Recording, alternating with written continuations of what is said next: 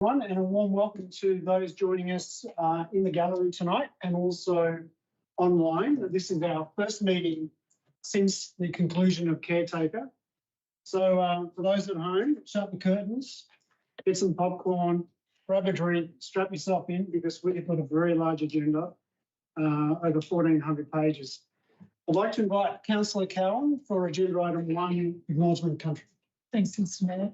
Wodonga Council acknowledges Aboriginal and Torres Strait Islander people as the first peoples of the country. We acknowledge them as traditional owners and the custodians across various lands. We pay our respect to ancestors, elders, children and young people. We acknowledge the strength and resilience of all Aboriginal and Torres Strait Islander peoples and recognise their continuous connections to lands, waters and communities across the country. Thank you, Councillor Cowan. Agenda item 2 is apologies, leave of absence and attendance by electronic means. There are none known at this time.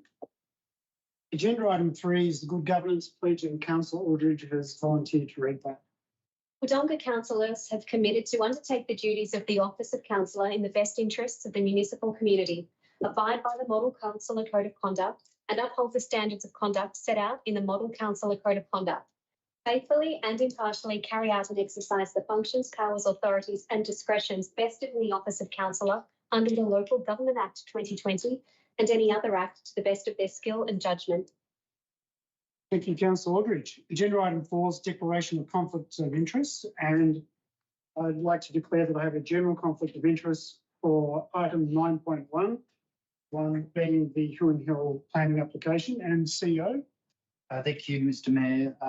As per the report, item 15.5, the annual review of the CEO, I'll declare a conflict of interest for that matter too. Thank you. Are there any other declarations of conflict of interest from any other councillors or staff? That being the case, if we could move to agenda item 5, which is the confirmation of minutes from the previous meeting.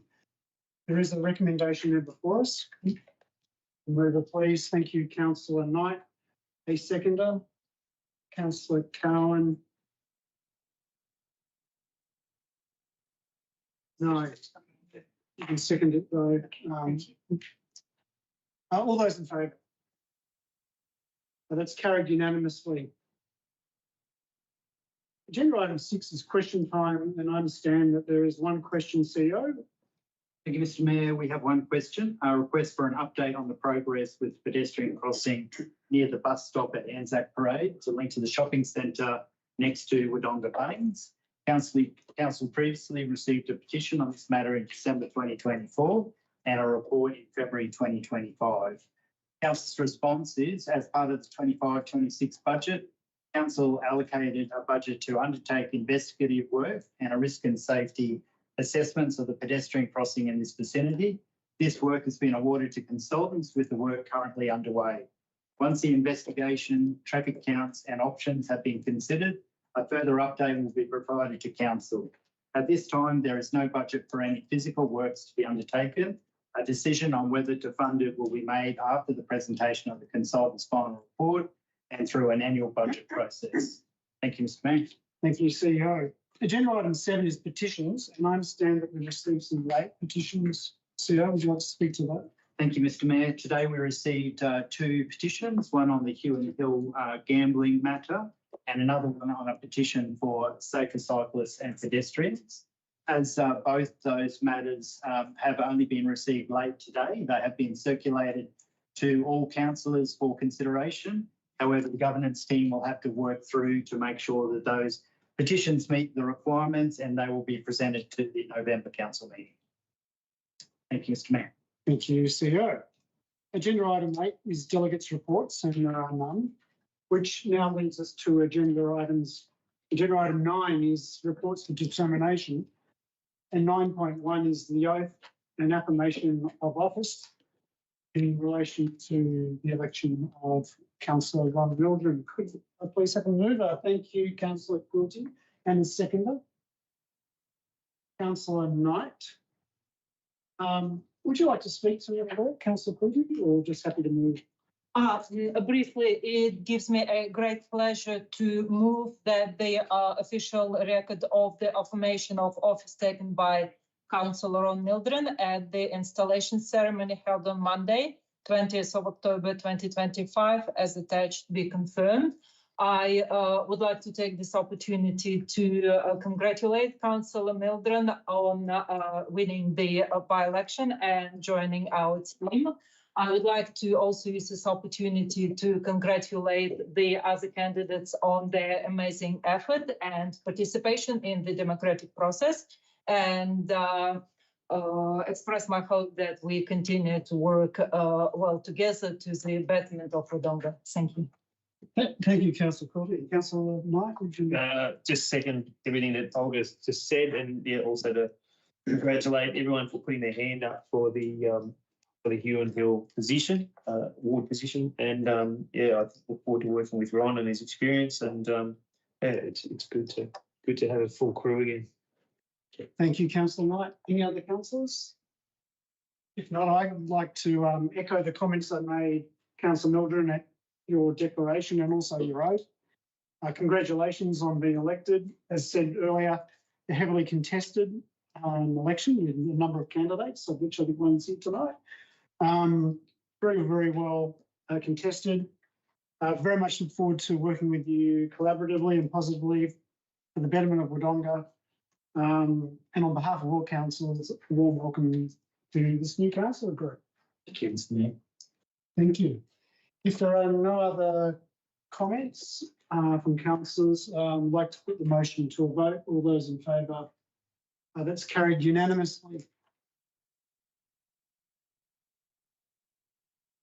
Agenda item 9.2 is the funding for external advocate for the Regional Health Alliance New Site New Hospital Joint Campaign. I did note Councillor Mildren's hand up first, and I do respect the timing of that. Councillor Mildren, would you like to move a motion? Thank you, Mr. Mayor. I'd like to move that council provide funds to the amount of $17,852 to secure health system expert and legal support in the preparation of a solutions-based advocacy program to be implemented by the democratically elected council Alliance Group leadership, and that the funds not be used for external advocacy or lobbyist services. Thank you, Councillor Mildren, for moving this alternate motion to what's been recommended. Is there a seconder to Councillor Mildren's motion? I'll second it. Thank you, Councillor Quilty. Councillor Mildren, would you like to speak to the motion? Thank you, Mr. Mayor. First and foremost, support for a Greenfield New Hospital is not reliant upon support for an external lobbyist, as some would have us believe. Indeed, it may even be counterproductive. Lobbyists tend, as a priority, to maintain their relationships with government over and above the client outcomes, which commonly results in diluted compromises. In this case, the prospect would be a brownfield site compromise. Our strength is in the integrity and professionalism of our democratically elected members, and that goes to our Mayor, Mr. Mayor, and the mayors of the other councils as our representatives. Our strength will be in providing solutions to the problem that is in progress to the level of health services that we need. Our strength will be in not just putting our hand out for more government money, but in creating an outcome, a program that delivers a new approach. The case has very clearly been made over the past 6 years, and the methodology used has led to an ill-considered, short-sighted political response from the two state governments that does not meet our health service needs. We've become wound up in a victim cycle of complaint, protest and disruption, which has hardened the resolve of all sides to push on without listening to our situation. We have the strength of local knowledge and the passion. We have the professionalism of elected members to leave the protest to others, and importantly, to both create solutions and to cultivate relationships. Our democratically elected leaders have the skill, experience, and importantly, the passion to do far better than any engaged lobbyist group. Only we understand the tensions of the two-state cross-border relationship and how that impacts decisions about our health services. It's beholding of us, elected representatives of our region, to take ownership of this issue, develop practical solutions, and to then prosecute the case. We need to be positive and proactive and apply our democratically elected representative strengths. We need to have confidence in our abilities and passion to achieve the best outcomes for our region. Abrogating our responsibilities to external paid lobbyists is not doing our job and will only prolong the saga. It is pointless to simply cry out for more funding because that is what everyone else is doing and there isn't enough to go around. We need to be different. We need to rebuild relationships and create solutions to the government problems. We need to pursue a new regional health service governance model as a first step. We need a tripart governance model,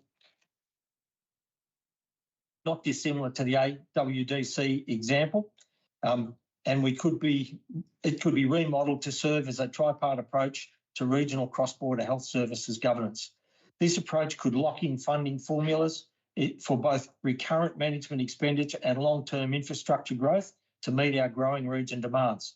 My belief is that we do not have time to play in the bureaucracy with a lobbyist or to delay working on the solutions. I believe that there is a substantive likelihood that the current project will fall over when the final construction costs and tenders are known. As a result of the tensions between the two states, I cannot see a way forward under the current governance structure where the system will contribute more funding for the same uncertain outcomes. And as a direct consequence of that, I think we need to apply the strengths that we've got and put our efforts into finding the solutions that lead us to the outcome we're trying to achieve. I'll put the motion. Thank you, Mr. Mayor. Thank you, Councillor Mildred. I'm going to Councillor Courtney, the seconder. Would you like to speak to the motion? Mr. Mayor, I will reserve my right to speak, but I may ask Councillor Mildred a couple of questions. Yes. I'll probably listen to the debate first, but Yes. Yeah. So reserving a right for reply towards the end. Thank you. Any other councillors like to speak to the motion? Who was first? Sorry to jump the queue. What if I move to suspend standing orders? So we've got, I realize we have a huge agenda, so I'm risking my health here. so you're suggesting a procedural motion, and we do have a motion on the table that's been seconded by you. Procedural motion. Yeah, so which is where I was going. So you're moving a motion to suspend standing orders. Is that correct? Yes. Are those in favour? We don't need a seconder. That's unanimous. So we're suspending standing orders for the purpose of discussion regarding the motion that Councillor Mildred's got on the table. Thank you. Good. Suspended. Standing orders suspended. Councillor Cowan. It's a question, Mr. Mayor. I'd like the motion read out again. I'm not sure if I heard the words secure health system expert and legal support. Is that? Yes. Correct. Yes, please. Now, the motion is that council provide funds to the amount of 17,852,000 to secure health system expert and legal support in preparation of a solutions-based advocacy program to be implemented by the democratically elected Council Alliance Group leadership, and that the funds not be used for external advocacy or lobbyist services.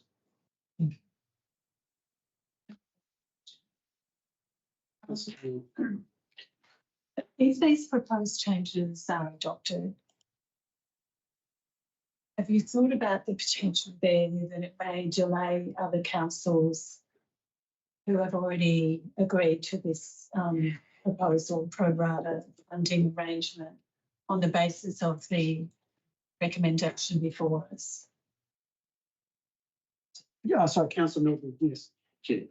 I've thought about a lot of those things, and I think, albeit that there may well be a small delay, most of the councils that are involved will have a pretty fair idea what the outcome of tonight's debate is and what the resolution is, and we'll be able to take the necessary actions to either reinforce the status quo that is already in place, despite what we might say, or they can adjust their thinking and come on board and pursue this outcome.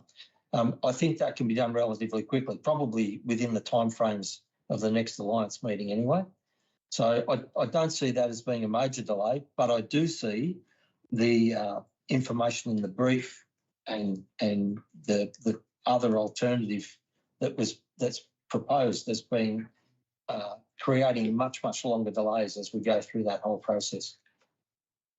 Mr. Mayor, my question's still related to that. So I think is it possible that these councils would have to go back to their council in a formal council meeting, which would potentially add 4 to 6 weeks to this process if we make these changes? Yeah. I don't see 4 to 6 weeks as being serious delay in the context of where we are anyway. I think a matter of months is probably not an issue, but the alternative would be dragging out a lot longer than that anyway. So, Thank you. Thank you. Councillor Courtney, you got a question or a comment? A question, please, to Councillor Cowan and yourself, Mr. Mayor. I can see I can see how in the long run the new proposition may improve our chances and make the process more efficient. However, perhaps you know a little better. Is it critical? Is the delay, like from your interactions with the Alliance, is it critical, this weekly delay? Perhaps something to do with election cycles or anything at all, like a few weeks? Perhaps if I could respond in the first instance, Councillor Courtney, I do think time is of the essence. And I know this in respect, this has been a very long campaign. And about 2 weeks ago, we had a briefing with Health Infrastructure New South Wales that informed us regarding the proposed timetable for the development of not just the new allied health building, but the clinical services building. And while I absolutely acknowledge the risks that Councillor Mildren has articulated regarding the vulnerability of this project, which I absolutely accept, I fear that one of the biggest risks that we have as a region in relation to the redevelopment of this project and our advocacy for a new hospital, a new site, is the letting and commencement of construction on the clinical services tower, which Health Infrastructure New South Wales are talking about potential for them going out to tender early next year. So I do think time is of the essence. Depending on how this motion lands, I think it would need to be some sort of outcome would need to be expedited. But understanding that some councils may need to go back to their council groups for an adoption of potentially a new resolution. Councillor Cowan. Thank you, Mr. Mayor. I think, Councillor Courtney, the deliberation and the recommendation didn't come about, instantly. It was a considered deliberation of the Alliance, and it has been discussed for a matter of months and refined and finessed with that group over a matter of months. That I think the timing of it is now aligned so well with the, I guess, overwhelming rage in the community. It really lines up very well, and I think that's the sense of urgency that's pushing this as well. That we just have a multi-tiered reaction based on the community, based with our health service providers, our clinicians. I think the timing has never been better, and this was a very deliberate and carefully considered recommendation. Thank you, Councillor Cowan. Would you say, or Mr. Mayor, would you say that a proposition similar to what we have now in front of us was also considered by Alliance, or is it something new? has actually anybody in this month of deliberation considered engaging health and legal experts or something similar to what Councillor Mildred has suggested? Councillor Courtie, I don't think the proposal excludes the use of health experts. But in relation to legal advice, there's been no reference in the Alliance meeting to seeking that sort of input into this this brief. I'm just I just want to ask a question. yeah. I also know that Councillor Aldridge had a hand up. So earlier. Only to speak to the motion. Okay, so I don't- Councillor Hall, then I'll move to. It's been mentioned that this has been discussed for some months. Mm. Yeah, it's we have never had a council opportunity to discuss it. Mm. The first I sort of heard of it was in the basically in the paper, and then we had it in the council meeting agenda. It hasn't come to a discussion for councils, and that is half the problem, because then you may get a bit of a broader view on where we sit. Yes. So on that, I'd like to know why that hasn't happened. So I certainly acknowledge that, Councillor Hall. Part of the rationale for that was during caretaker and seen as being an item that was political, and City of Wodonga's involvement in the further development of the brief was limited as a result of our caretaker provisions. But we've only been out for a week and here we are in the council meeting. That's the best response I can give to why this hasn't come up at all. Councillor Aldridge. I'm just ready to respond to the motion when we choose to Nice. go back to. May I just quickly ask another question? Again, Mr. Mayor and possible, sorry, but you have been representing council on the Alliance, so that's why most of the questions are addressed here. Is it kind of a, what is the, based on knowledge and experience of yourselves and other participants, the mayors participating, representing the councils, is it kind of a last resort desperate measure, or is it in your deliberations, have you discussed how it actually kind of gives us the opportunity to progress our case? Yeah. Thank you, Councillor Courtie. I think there are a number of perspectives here. Mm-hmm. In terms of the optics, it may look like a last-ditch effort. The other perspective is this council and other councils that are part of the Alliance have engaged advocates, strategists, lobbyists for a number of initiatives in the past, some with success, some with less success. I see this as having a potential for being complementary to the advocacy of council. I don't see it as being mutually exclusive. It's not one or the other. So while I appreciate the optics may look like it's a last-ditch effort, I do see this as being something as part of an ongoing campaign for advocacy on what is clearly a very, very significant issue for our community. Councillor Carol? No, I have nothing to add to that, but I do have a question. Right. Councillor Courtie, is that satisfied? Thank you. And I wasn't saying that it looks like a last resort. No. I was asking. Yeah. Thank you. Another question from Councillor Cowan. Yeah, to Councillor Mildred. I note that in April 2023, Wodonga Council engaged the services of the Civic Partnership to workshop, scope and structure a campaign of advocacy. I'm led to understand that cost about $22,000, and I'm just curious as to how you utilise that consultancy and value of that because I know that it did lead to that very successful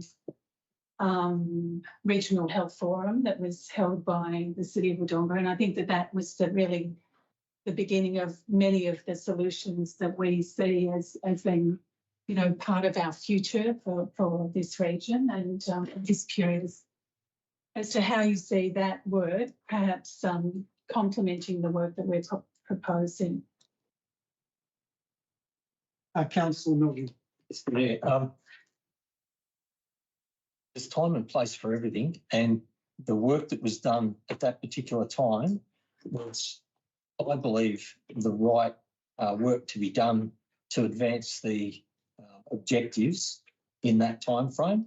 And I believe it's been extraordinarily successful, and it's been supported by a whole range of other community inputs and actions and activities over a period of time. It's got to the point now where we've raised the issues that are associated with our health services, and there are many issues associated with our health service.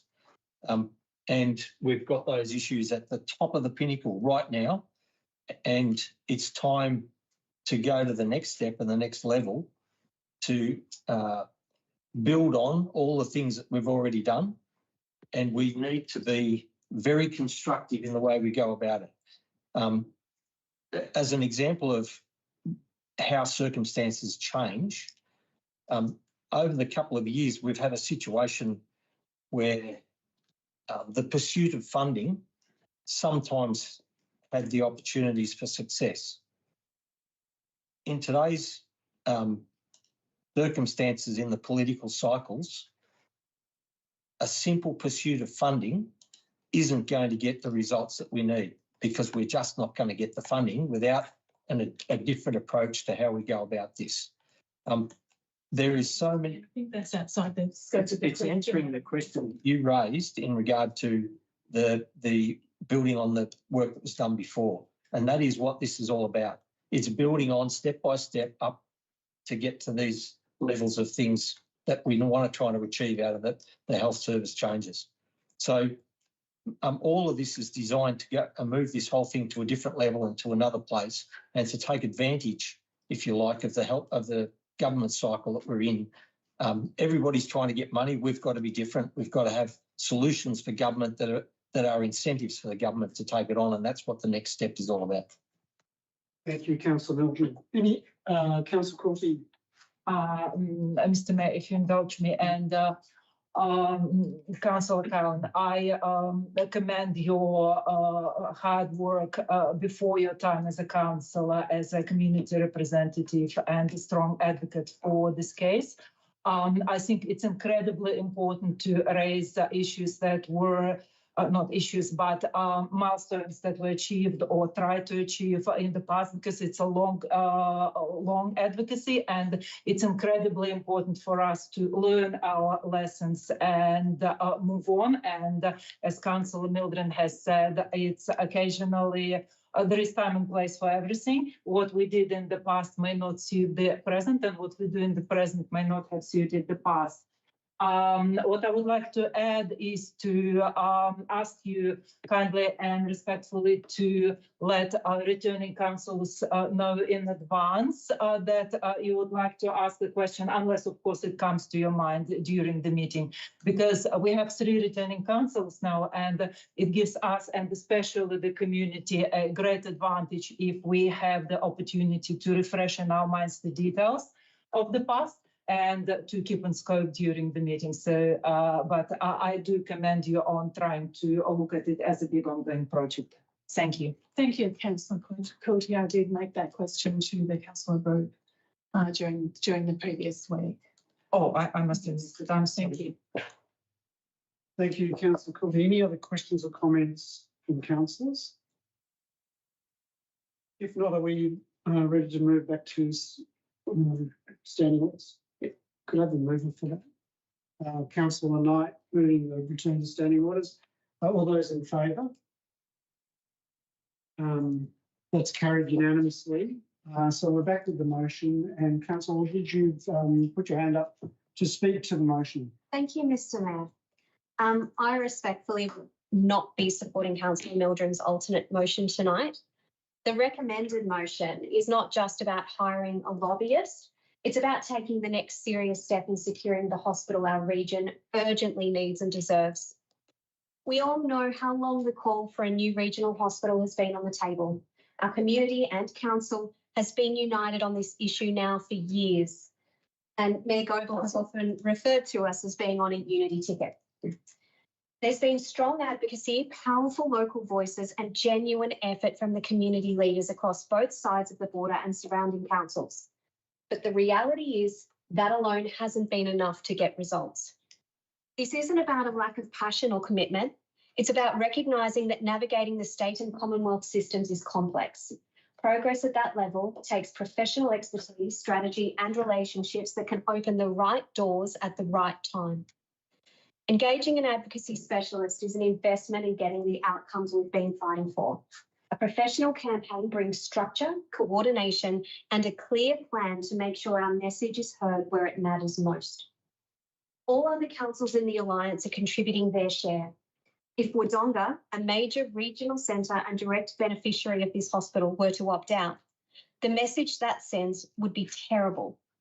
I believe it could undermine the unified regional approach that's absolutely essential if we want to be taken seriously by government. We need to stand shoulder to shoulder with our regional partners, not sit back and hope someone else will do the heavy lifting for us. This shouldn't be about politics. It should be about outcomes. It's about better health services, better access and better facilities for every resident who calls this region home. The cost to Wodonga is modest, but the potential benefit to our community is enormous. Thank you very much, Councillor Aldridge. Any other councillors? Councillor Cowan and then Councillor Paul. Thank you, Mr Mayor. I want to respectfully address the alternate proposal to divert funding solely to the health system expert and legal support. While these skills are valuable, this approach risks undermining the progress we've worked so hard to achieve as an alliance. And I think we've unnecessarily fallen into the vernacular of describing this consultancy as a lobbyist, because it was always intended to be much more than that, and we need a strategic advisor. Let me be clear, a health system expert and legal advice alone cannot influence ministers and bureaucrats who hold the funding levers. I think that's the important distinction. And we've worked collaboratively for the past 3 years, building solutions, identifying suitable sites and aligning all our councils on what a proper future-ready hospital should look like. We're informed by the evidence of the 2021 Clinical Services Plan and the original master planning. This is not about legal battles. None of the councillors are seeking to litigate.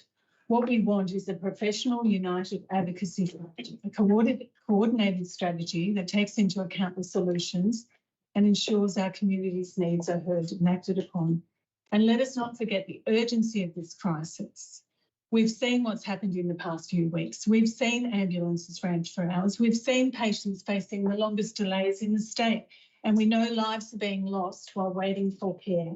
We cannot delay action by producing more legal or technical documents without a professional plan to make them count.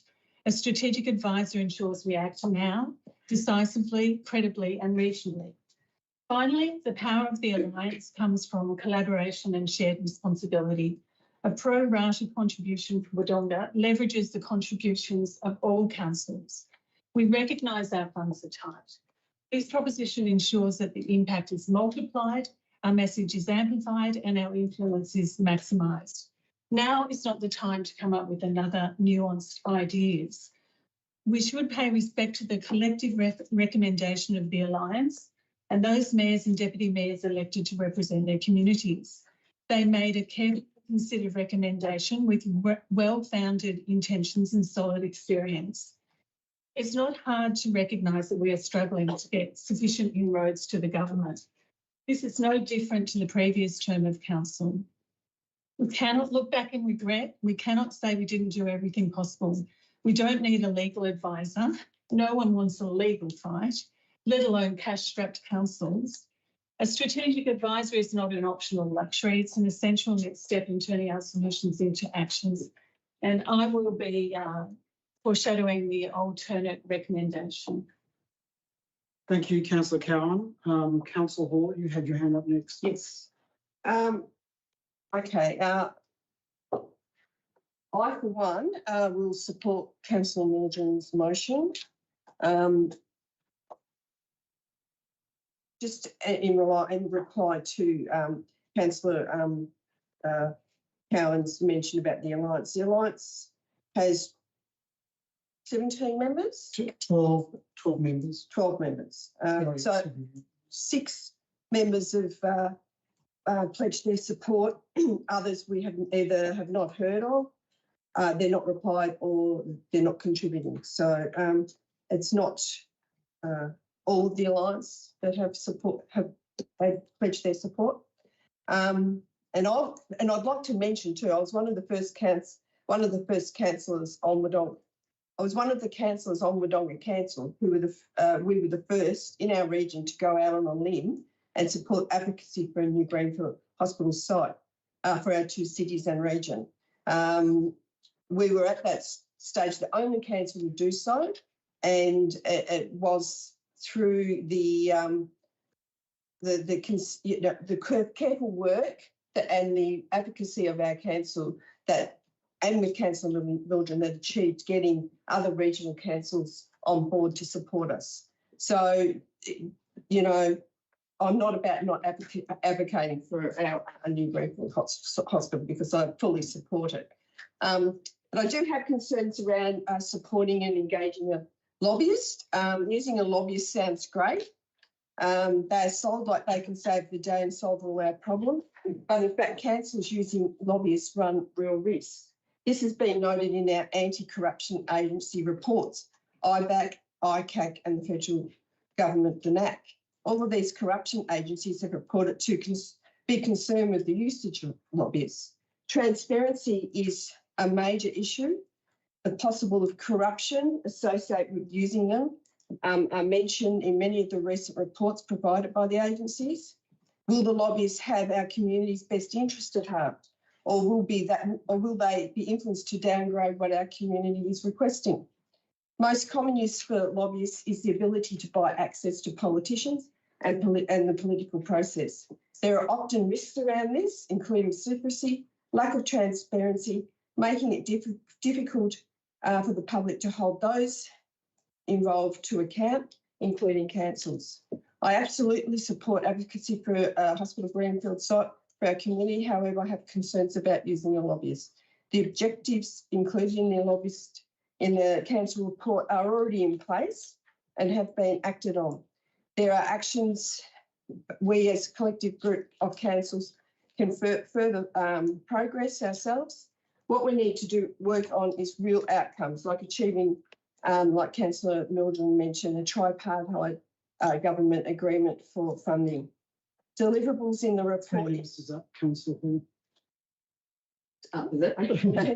There are many questions and issues highlighted by our corruption agencies in reports made public over the last few years, especially around using lobbyists. So this is my great concern. I would prefer the council have control over where we spend our money on this. So.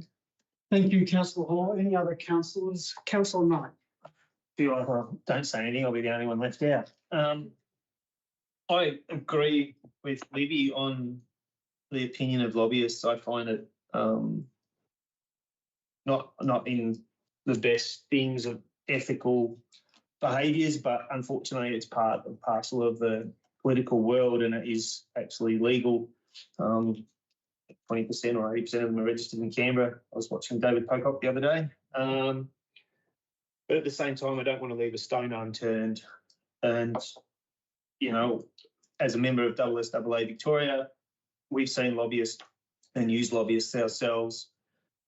They do work in their mysterious ways. So, you know, as much as I don't like the idea of a lobbyist, I think we can't leave that stone unturned. We can't risk something on $18,000 is a lot of money, but for a big hospital or even just some of the services that they've wiped off, like a helipad, putting the beds back in, putting some of that prenatal wards, all those sorts of things that have been wiped off. If we can get those things back, it'd be worth the $17,852 at a bare minimum. I mean, we want the greenfield site, but we need to open the doors. The sad fact is that our level of politicians at a state level are closing their doors to our democratically elected councillors who are led by our democratically elected mayors. We elect them. The advocacy group is built up of democratically elected mayors. They have advisors and they have people that might give them advice on what they should do, but it's once again, they are the people making the decision on us. So I think that if this is what they've come up with and this is what they believe is going to be the best thing for Wodonga, Albury and the regions and the 300,000 in the catchment area, I think it's money well spent. Thank you very much, Councillor Knight. Any other, no other comments from councillors? And I acknowledge that Councillor Courtney, you've reserved your right of reply, and Councillor Mildren still has their right of reply. And assuming you're still going to seek that, I as Mayor would like to make some comments before we reply option, and also yourself, Councillor Mildren. And I'd like to start by acknowledging the work of the previous council in the advocacy for what is clearly the most significant issue in our community at the moment. I think never in Wodonga's history has council been faced with such a consequential issue as what confronts us now with the current and future deficiencies of our regional health services. I think we're all aware barely a week goes by where Albury Wodonga Health is not on the front page of a leading item of our local news agencies with yet another issue. The problems are becoming so vast that the issue is now getting the attention of national news, as evidenced by recent articles in The Age, The Herald Sun, The Daily Telegraph, and even the 7:30 report. The alliance of which Wodonga Council chairs has been successful in growing awareness of the problems facing the planned redevelopment of the Albury Hospital. We have also been successful in securing meetings with the two state health ministers and the federal health minister. Disappointingly, these meetings have not resulted in the desired outcomes of this council nor the alliance. Those outcomes being revisiting the Clinical Services Plan 21 for a new hospital on a new site, the pausing of the redevelopment of the Albury Hospital, and the provision of some interim modular wards to deal with the significant bed shortage. But with this relentless whittling down, scope contraction and ad hoc planning of the Albury Hospital redevelopment, the project, to Councillor Mildren's point, has never been more vulnerable to the position of falling over. Subsequently, this is absolutely the time we should be resourcing our advocacy of this council and the alliance. The $17,800 gives us the ability to leverage the remaining $70,000 already committed to the alliance, BMA and BBH. It also provides practical evidence of the unity of the alliance. Together, we are much greater than the sum of the parts. When we are unified in our message and our conviction, we are stronger. Nothing is evidence of this more than our previous advocacy for the Huon North East Rail Corridor Alliance. To Councillor Mildren's point, I agree, we have the advocacy skills, knowledge and passion to advocate for both our short-term and long-term health needs. I see this $17,800 as contributing to and complementing council's advocacy, not replacing it. This is not mutually exclusive.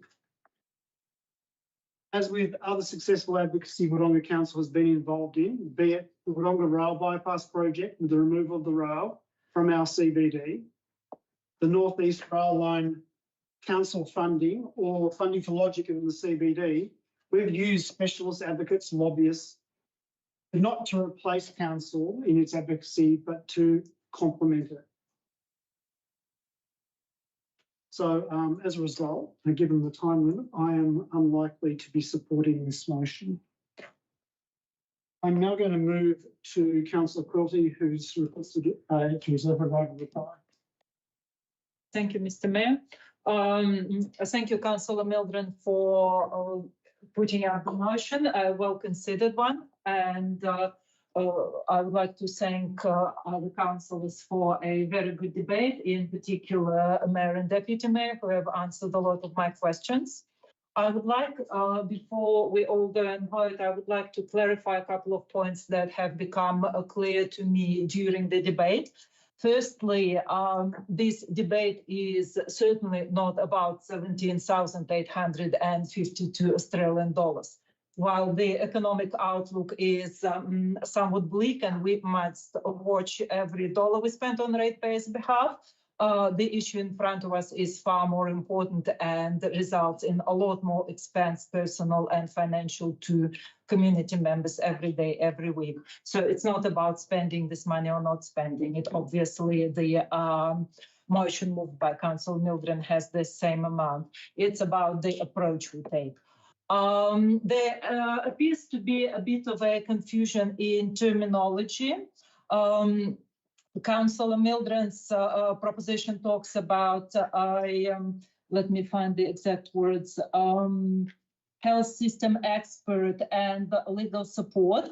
And Councillor Cowan has referred to using and needing or not needing legal support, and various other councillors have refused, have referred to lobbyists.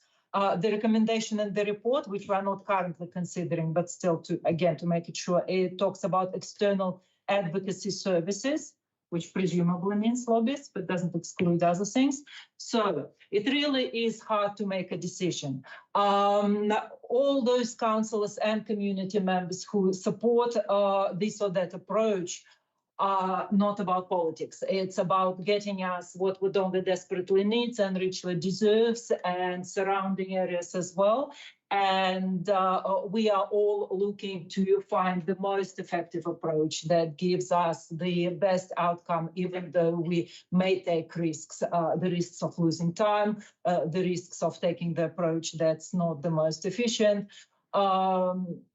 I commend everybody, and I thank members of the public who are watching or made it here today, who also took a very active role in the advocacy. The decision, whichever way we vote, the decision will be not about advocating or not advocating, spending money or not spending money. It will be about which approach, based on our experience and previous work as councillors or as community members or as advocacy groups, we consider the most appropriate. To me, a solution-based advocacy program based on everything I have heard appears to be more effective, even at the risk of losing some time initially. So I will be supporting the alternative motion. Thank you. Thank you, Councillor Corti. I'm going to move to Councillor Mildren for his right to reply. Thank you, Mr. Mayor. We can keep doing the same things. We can keep raising the issues. We can keep complaining. We can keep taking the negatives of the things that are associated with our health service to the public, and we can try to keep raising them with the politicians, but they won't listen. That's why they've switched off. We can keep doing these things and expect a different result, but we won't get one. If we don't go to this with solutions-based outcomes, and that is not what's in the brief that we've got here that tells us it's the brief for the consultants, given that we're saying it's now not a lobbyist. The brief basically drags this whole thing out. It adds levels of bureaucracy. We will still be doing this when the next election and probably the election after that comes about. And maybe that's the objective, I don't know. Rage in the community is terrific in getting the issues raised, but once we get to the point where we are now, it's the worst thing that we could have to keep promoting. We need to keep that pressure on and keep moving, but we need to be looking for solutions. We as the elected representatives need to be doing things differently to what our community groups are doing, because that's how we go out there and get the credibility and the integrity. We're not opting out of any of these things that we've been told. We're actually raising the bar, and that's what we have to do to be able to be competitive in a very competitive environment, to win over the funds and the project support. It's the project support. It's not funding we're after. It's project support we're after. And that comes with all the other things that go with it. And if we don't go after these things, we'll still be left behind the gate chasing all the wonderful things that we want to achieve, but we won't be able to achieve. We need to get out of the idea of going to government cap in hand. That's not going to work in the current cycle. We need to build relationships rather than expect outcomes straight away. And that's part of the issue with what's happened in the past. We've rocked up to the Minister's office, had one meeting, got knocked back and didn't try and double down and take the next step to build a relationship. And we can keep saying the same things, bringing the problems to the community's attention and expect a different result that we just won't get. Thank you, Mr Mayor. Thank you very much, Councillor Melbourne, and thank you very much all councillors for their participation in an excellent debate. Without having exhausted the opportunities for councillors to speak, I am now going to put the motion to a vote. All those in favour of the motion before us, Councillor Mildren, Councillor Hall, Councillor Quilty. All those against, Councillor Knight, Councillor Aldridge, Councillor Goble, Councillor Cowan. The motion has failed. Councillor Cowan, you have foreshadowed a alternative motion or back the recommendation as recommended by the officers. Would you like to formally move that? Yes, I would like to put forward the recommendation as recorded in the report that Council authorise the CEO to respond to the Albury-Wodonga Regional Health Alliance supporting the proposal to procure external advocacy services for the purposes of a new site, new hospital, the Albury-Wodonga region, and to allocate the maximum of $17,852 from the CEO's consultancy budget towards this work. Thank you, Councillor Cowan. Could I have a seconder for that motion? Councillor Aldridge seconding that. Councillor Cowan, to you as the mover. Thank you. This health crisis in our region is real. It's being felt every day by people across Albury, Wodonga, Indigo, Alpine, Towong, Federation and beyond. The new single-site hospital promised in 2022 was a political headline with no substance. What we are getting instead is an expensive patch-up, a brownfield redevelopment that fails to meet today's needs, let alone the next 30 years. This is the costliest way to deliver the least effective outcome, and we can prove that. Since that announcement, Wodonga Council has shown leadership. Over the past 3 years, Council has worked collaboratively, building solutions, identifying sites, and aligning councils. We've met with MPs, health ministers, and senior bureaucrats. We've fronted media and spoken at rallies and stood with our communities on the steps of Parliament because we know what's at stake.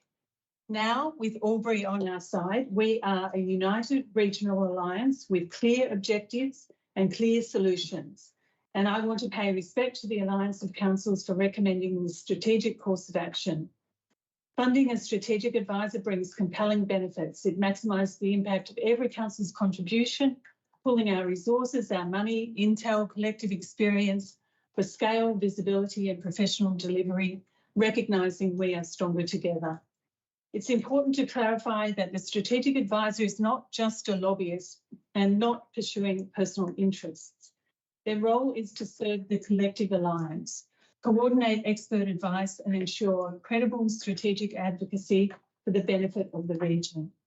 We cannot look back in 5 years and regret we didn't do everything possible. Our community has made it very clear they expect us to take this fight up in every way possible. Supporting this strategic advisor is not optional, it is essential. And we must demand the modern fit-for-purpose hospital that is worthy of one of Australia's fastest growing regional centres. Let's lead, let's act. I commend this motion to the council. Thank you, Councillor Cowan. As the mover, I move to Councillor Aldridge as the seconder. Reserve comment for the time being, thanks, Mr. Mayor. Thank you. Reserving right of reply, Councillor Aldridge. I'd like to open it up to other councillors for comment or questions. Mr. Mayor, I have 2 questions. Thank you, Councillor Coulty. Thank you. Firstly, through Mr. Mayor to either a CEO or any other officers, I have heard questions and sentiment in the community through various means of communication, asking where the 17,000 and the bit is coming from and how it's going to affect the budget overall. Obviously, the motion talks about CEO's consultancy budget. So if I just could have a really brief and layman terms explanation of what it means for the budget overall, just for the sake of transparency to our community. Thank you, Councillor Coulty, CEO. Thank you. Through the Mayor, Councillor Quilty, the CEO budget is paid for each year for matters of priority for Councillor and for myself to prioritise items through the organisation. One of those items is advocacy, sits in my area, and hence that fits within the budget. Council does a budget review on a regular occasion. This is within the expenditure. Thank you. Thank you. You have another question, Councillor? Yes, please. My second question is to Councillor Cowan as the mover. When Councillor Cowan spoke to the previous motion and to the current motion, and again back to my pointing out the confusion in terminology, Councillor Cowan spoke about strategic advisor. The motion talks about external advocacy services. If you could please clarify for the benefits of transparency and better informing ourselves, what's the difference between strategic advisor and external, whether the term external advocacy services actually covers strategic advisor or whether you propose to replace the words advocacy services with strategic advisor, and what is the strategic advisor going to advise us on exactly? Thank you. Thank you, Councillor Coulty. No, I don't necessarily need to place the term external advocacy services. I think strategic advisor is, well understood as an advocate.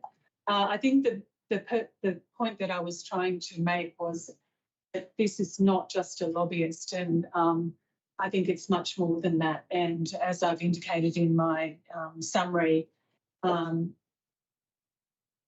I think the connotation of lobbyist has perhaps deflected from the overall strategic intent of this advocacy consultancy service that we are seeking. Councillor Coulty, supplementary question? Not supplementary. I'm just not sure. I understand about lobby. What you say about lobbyists. Lobbyists are not mentioned neither in your speech nor in the recommended motion. Again, for the sake of transparency in layman terms, what are we helping strategic advisor to advise us on? What, our strategy, the strategy of how our advocacy fits within the strategy of government to be elected, or? Thank you, Councillor Coulty. The full brief has been distributed to all councillors within the agenda paper, and it outlines the work that we are expecting the consultancy to do, and that's why I've described it more than a lobbyist. It includes lobbying, but it is far more than that, in that it's professional, practical next step of coordinating and strengthening the work that we've already done, making that impactful and delivering it to government in a way that is almost impossible to ignore. And I think that it gives us that coordinated approach across the alliance and takes it to that next level of professionalism. Thank you, Councillor Cowan, for that. I appreciate providing information in the brief. I'm sure not all community members have had the chance to read it, and I thank you for the chance to transparently and publicly explain and to avoid the confusion of terms lobbyist, strategic advisor, advocacy services, etc. Thank you. Thank you. Thank you, Councillor Coulty. Thank you, Councillor Cowan. Any other question? Thank you, Councillor Hall. Through Mr. Mayor, I to Councillor Cowan. Just after doing some investigative work on lobbies, often they come back for more money. So will we have a limit put on how much we will provide other than the amount that's been listed here? Are we prepared to spend more money on this lobbyist going forward? I just want to be clear, Councillor Hall, is the question directed to Councillor Councillor Cowan? Cowan, yeah. So, In terms of the brief, the sums of money are very clearly articulated. The shares that each council is contributing, the maximum amount each council is contributing is very explicit in that, and there's been no intention to go above that current sum of money or that budget. thank you, Councillor Hall. Any other councillor? Councillor Milburn. Thank you, Mr. Mayor. The record certainly has changed, and I think that was referred to by a previous speaker, but we talk about strategic advisor, but the brief is very clearly for advocacy and lobbying. As quick as I can phrase it, the objectives: advocate in the short term, retain and reinforce long-term priorities, raise high-level awareness, advocate for recognition and reform, advocate for reform of intergovernment agreement, re-engage and lobby directly with federal and state ministers, build strategic coalitions, mobilise local interest and advocacy groups, and strengthen partnerships within the Albury-Wodonga Regional Health Alliance. They're the target things. For me, that sounds like, let's just do what we've been doing, but let's pump it up and take it straight to the government. The government already know these things. And then when you go across to the implementation, it says development of detailed lobbying and government relations, and identify bureaucratic and political targets, design and implement meeting programs, prepare briefing packs, lead support attendance and meeting with bureaucrats, identify, review and summarise relevant reports, work with the Alliance's communication team, coordinate with the Alliance to ensure unified advocacy, monitoring and track key performance, preparation of detailed post-meeting reports. This is all bureaucracy, and this is what we're expecting our engaged lobbyist or strategist or whatever it is to do. This is bureaucratic stuff to add to the file. Mr. Mayor, I respect the fact that the previous motion lost, but this is just throwing good resources after bad. Thank you, Mr. Mayor. Thank you, Councillor Milburn. Any other councillors? Note Councillor Hall and Cooley, if you ask questions and you've not made comments. Councillor Knight, I know you've got a right to reply. Councillor Aldridge, Councillor Knight or no? Councillor Knight? Yeah, Then I'll have it. just in response to the last speaker and stuff, I'm reading the same objectives there. Advocate in the short term for improvements to the current redevelopment plan. We all want retain and reinforce the long-term strategic priority of securing a new hospital and a new site. We all want raise high-level awareness among federal and state ministers. Definitely need to do all that. The advocate for recognition and reform of systematic underfunding of rural and regional services, positioning the Albury-Wodonga case within the broader context of the national rural funding crisis, and demonstrating the urgent need for equitable per capita funding, both capital and operational. That sounds to me like a solution-based advocacy program, which is what the previous one was. And most of this does. There seems to be solutions in each one of these objectives. It's just about whether we can get the other governments to support us in these solutions. Thank you, Councillor Knight. Last calls from the councillors before I make a comment and then go to the mover and seconder, the seconder and then the mover. Councillor Hall? Oh, look, I'm just going to add just a little bit too. I've already probably said a fair bit, but absolutely, I mentioned those deliverables and objectives, and they're things that we've already done. Our local politicians, they're so well aware of the issues. They give us a little bit and then they just don't take it on further, and it's very disappointing. I have lost a lot of respect for some of our politicians because they aren't doing their job that we elect them to, and that is our number one issue, is our hospital. So we should be hounding them. Really, we should be hounding them. They have the finances, they have the ability to knock on the doors, and where are they? And that really bugs me. Also, too, a lot of these lobbyists, as I keep going on about, they're ex-politicians and workers who work for ex-politicians and big business too. So, you know, they're in it for the money. I really will be surprised if they don't come knocking on our door for more. And I definitely think they'll water down what we want to achieve, and that's why I don't support it. Thank you, Councillor Hall. I'm just going to make a couple of comments. I absolutely want to acknowledge the provocation of Councillor Mildren regarding having a solution focus to this very significant issue. I, as one person on the Alliance representing the Wodonga Council and as the chair of the Alliance, I think the time for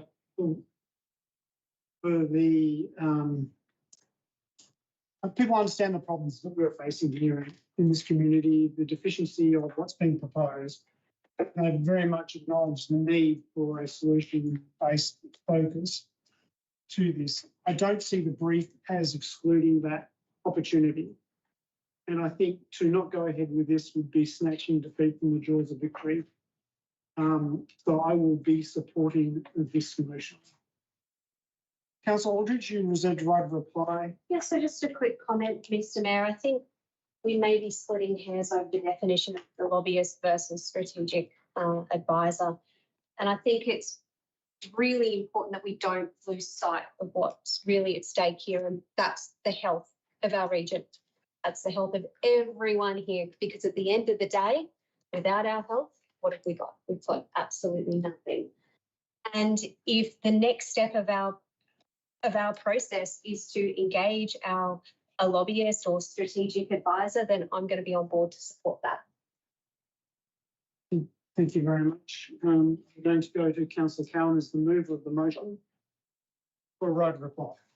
Thank you, Mr. Mayor, and I want to thank my fellow councillors for the thoughtful discussion. I know that we all share the same goal, and it has been really heartwarming that we have been the unanimous ticket on this item for the duration of the term that I've been a councillor, at least. And I think it is important that we continue to be collaborative and to secure the best in the efforts of securing the best healthcare for the people of Wodonga and our region. And I really want to thank the community members that have encouraged us to pursue this next step. Engaging a strategic advisor is a practical and professional next step. It's someone to help us coordinate, strengthen and focus our efforts as part of a united regional campaign. This isn't about lobbying in the traditional sense, it's more about informed advocacy, evidence-based messaging and strategic engagement with a focus on solutions. A modest pro rata contribution from Wodonga demonstrates leadership, partnership and a shared responsibility for our neighbouring councils. When we all contribute, the strength of that collaboration multiplies, and so does our influence. We've worked too hard and come too far to lose momentum now. Let's make sure that we can look back knowing we have done everything possible to deliver the healthcare and hospital that our community needs, and our community solution to the council. Thank you, Councillor Cowan. With the debate now concluded, I'm going to put the motion moved by Councillor Cowan to a vote. All those in favour of the motion, Councillor Knight, Councillor Aldridge, Councillor Goebel, Councillor Cowan. All those against, Councillor Hall, Councillor Quilty, Councillor Mildren. The motion is carried. Once again, thank you, councillors, for your contribution to the debate. I'm now going to move to agenda item 9.3, the asset plan. There is a recommendation there before us that the asset plan 2025 is attached, be adopted. Do I have a mover for that motion? That recommendation?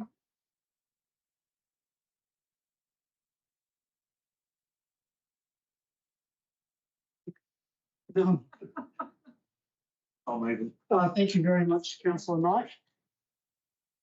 A second. Okay. Councillor Cowan, I saw first. Thank you. Councillor Knight, would you like to speak to? Yes. Regulation, so it's- Yeah.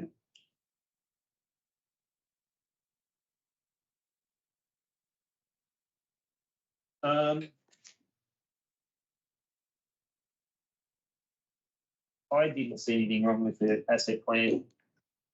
That doesn't mean there isn't anything wrong with the asset plan, I'm sure. But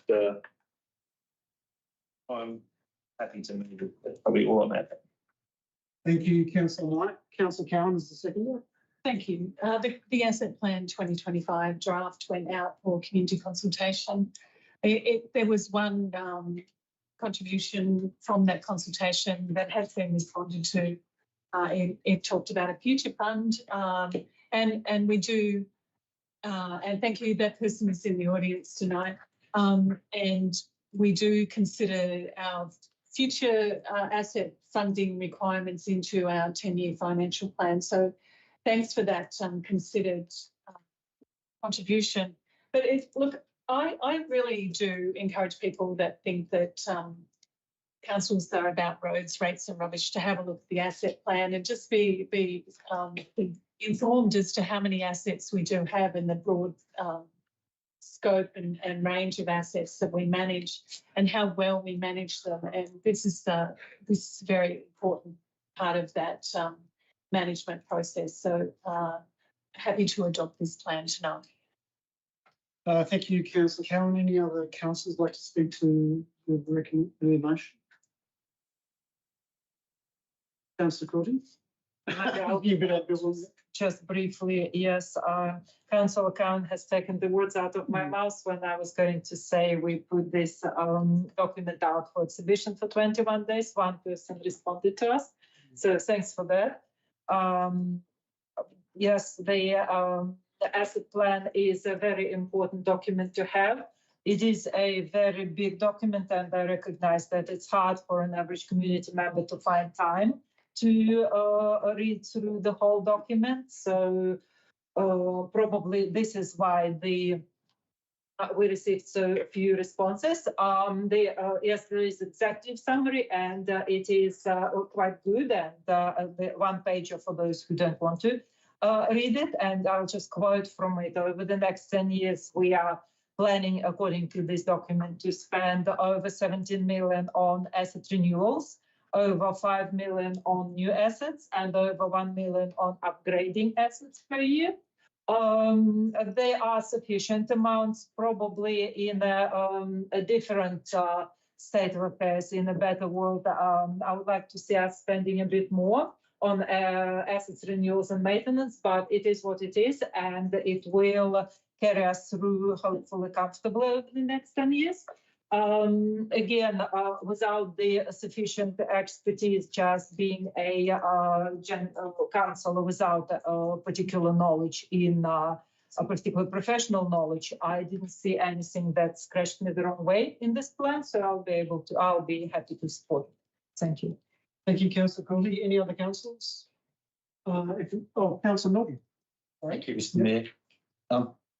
Whilst I believe this document is way too big for the purpose, asset management, and I'm surprised that it isn't called an asset management plan, but nonetheless, asset management is the single most important component of what we do.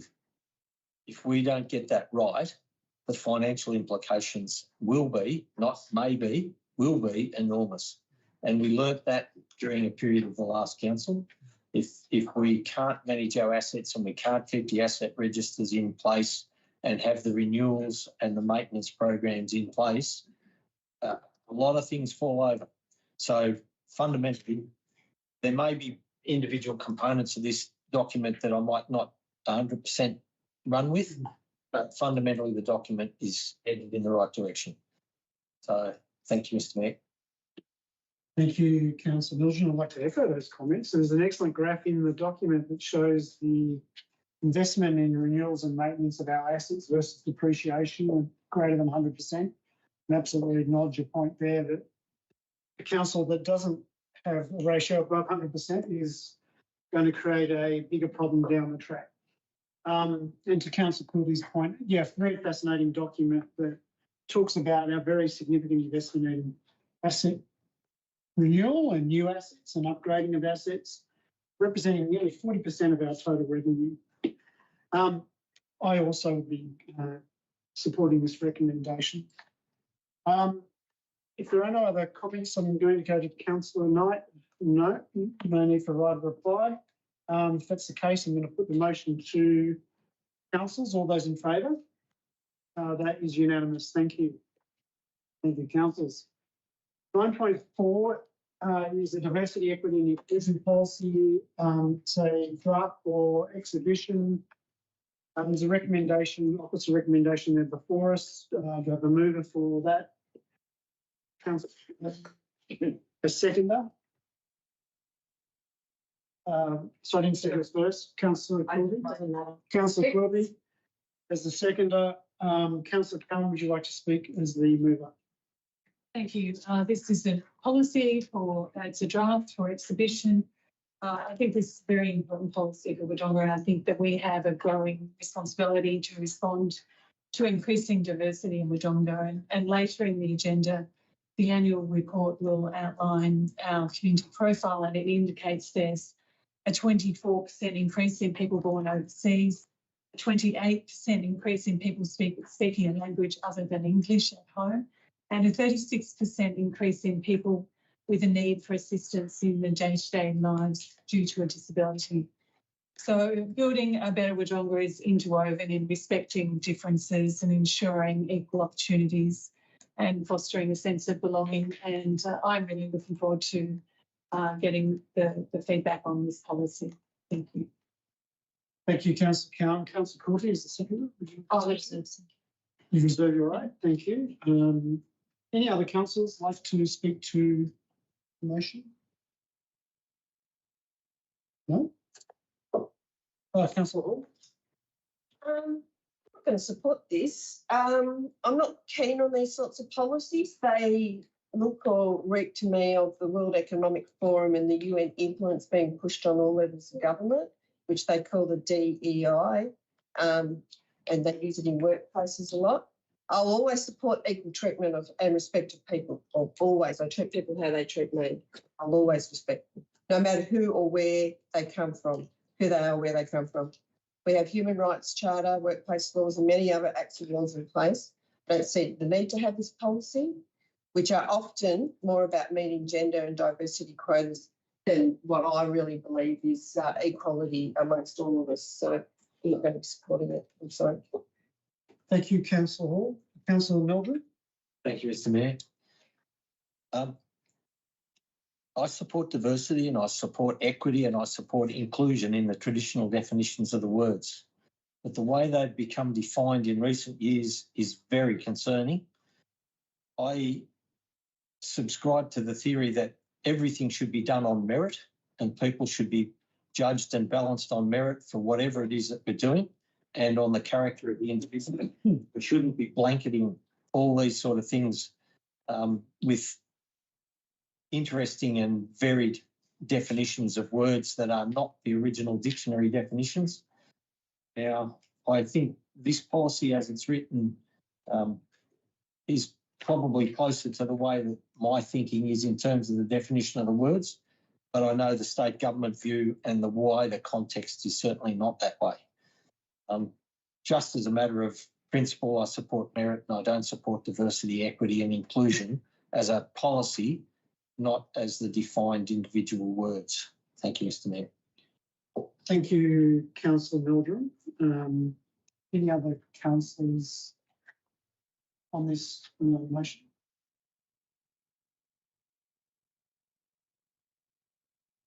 Perhaps a question to the CEO. CEO, the recommendation is that it goes out for public exhibition for a period of 21 days. In the event that this motion were to fail, are there any implications regarding this not going out to consultation? Mr. Mayor, very good question. I'll hand to Officer Holt to respond to that. Officer Hogg. Councillors, the policy it informs a principle-based approach to informing design, delivery of services, collaboration with local organisations, leadership, etc. If we do not adopt this particular policy, then we will be going to rely on the base legislative obligations that have been alluded to in that conversation. The policy is also designed to activate the municipal health and wellbeing plan as well. So the policy does sit hand in hand with activation of that municipal health and wellbeing plan, if I can emphasise that. Thank you, Councillor Hogg. Officer. Oh, sorry, I've done that before and I will do it again. Officer Hogg, and thank you, Councillor Milton, for pointing that out. Thank you, Councillor Hogg. Again, Officer Hogg. There you go. Any other councillors? Councillor Courtney, you did reserve your right to reply as the second. Can I say now? Yes, you can. Thank you, Mr. Mayor. Thank you, councillors, for the debate.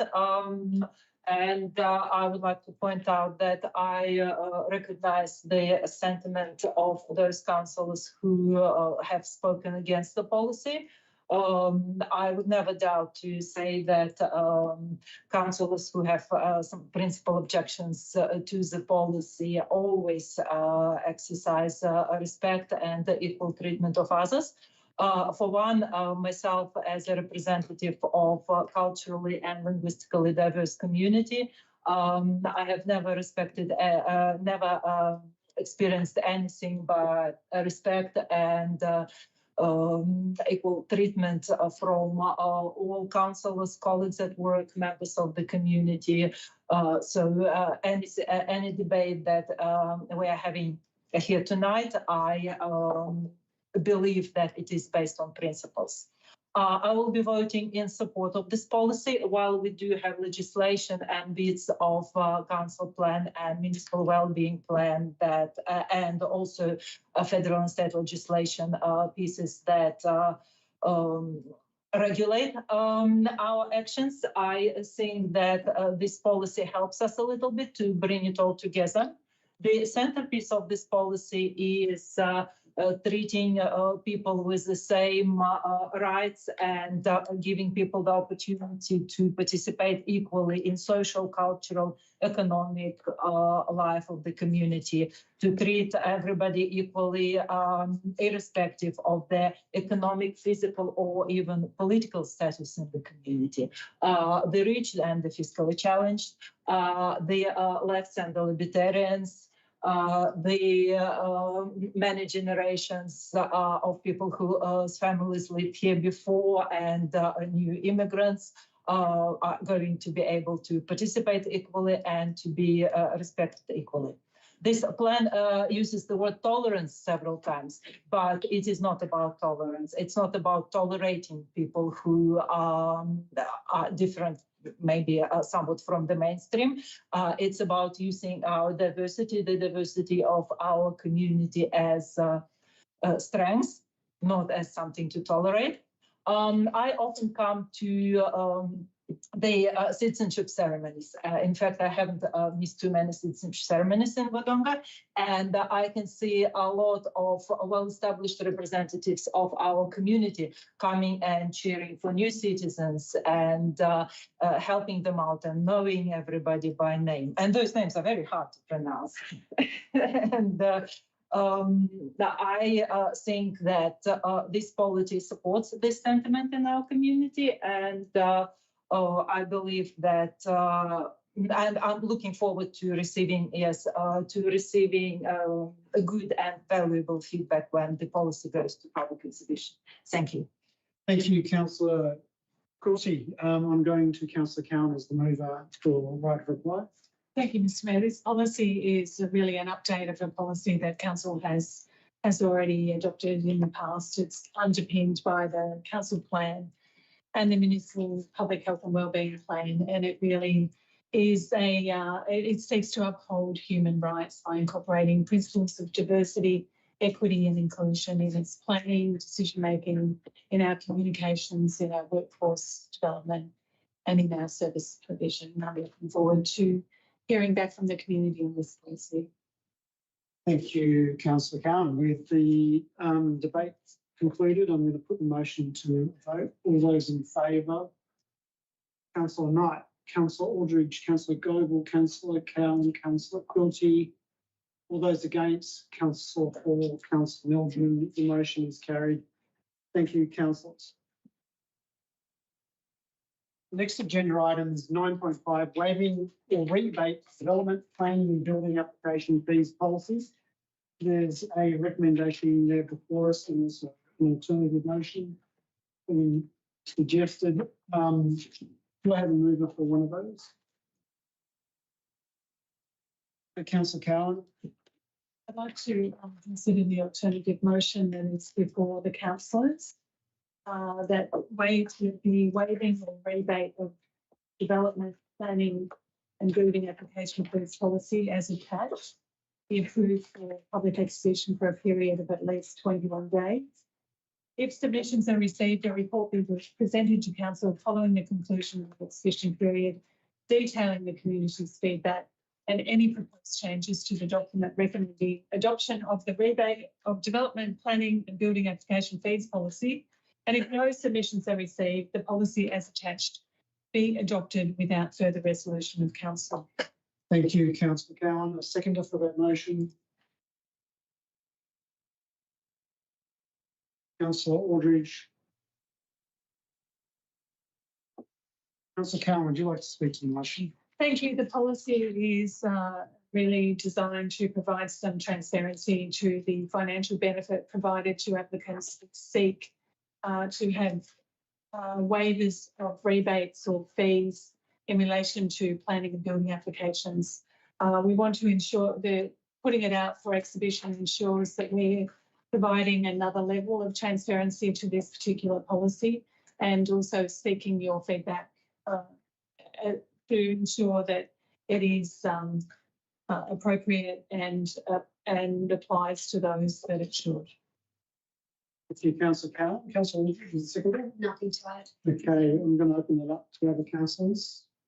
Councillor Milton. Thank you, Mr Mayor.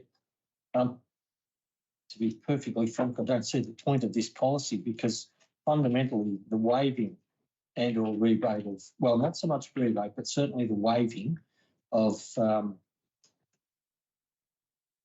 planning and building application fees is regulated to a very extreme level within the various pieces of legislation and the regulations there too.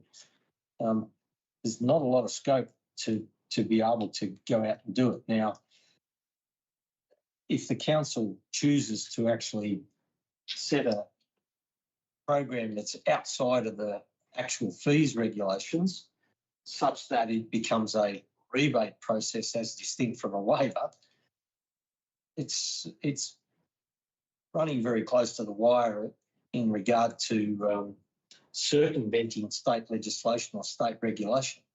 And I'm not so sure that that's the things we should be doing as a responsible council. But nonetheless, I don't have a problem with having a policy because in effect it has to be belts and braces, or the rebate process has to be a circumvent process. It is what it'll be, I guess. Thank you, Mr Mayor. Thank you, Councillor Milton. Any other councillors? Councillor Hall, with a question or a?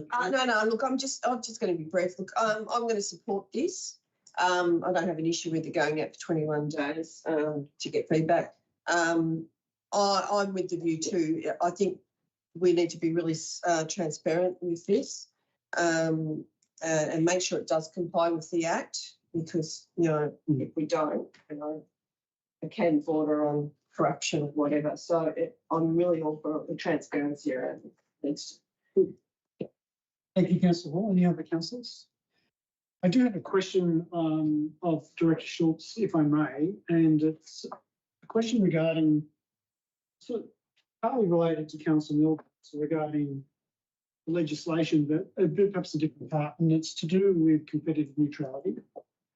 And, while I respect the spirit of this policy regarding incentivising investment attraction, etc., and there have been a number of precedents of this council in providing concessions or rebates on fees, both planning applications and building applications.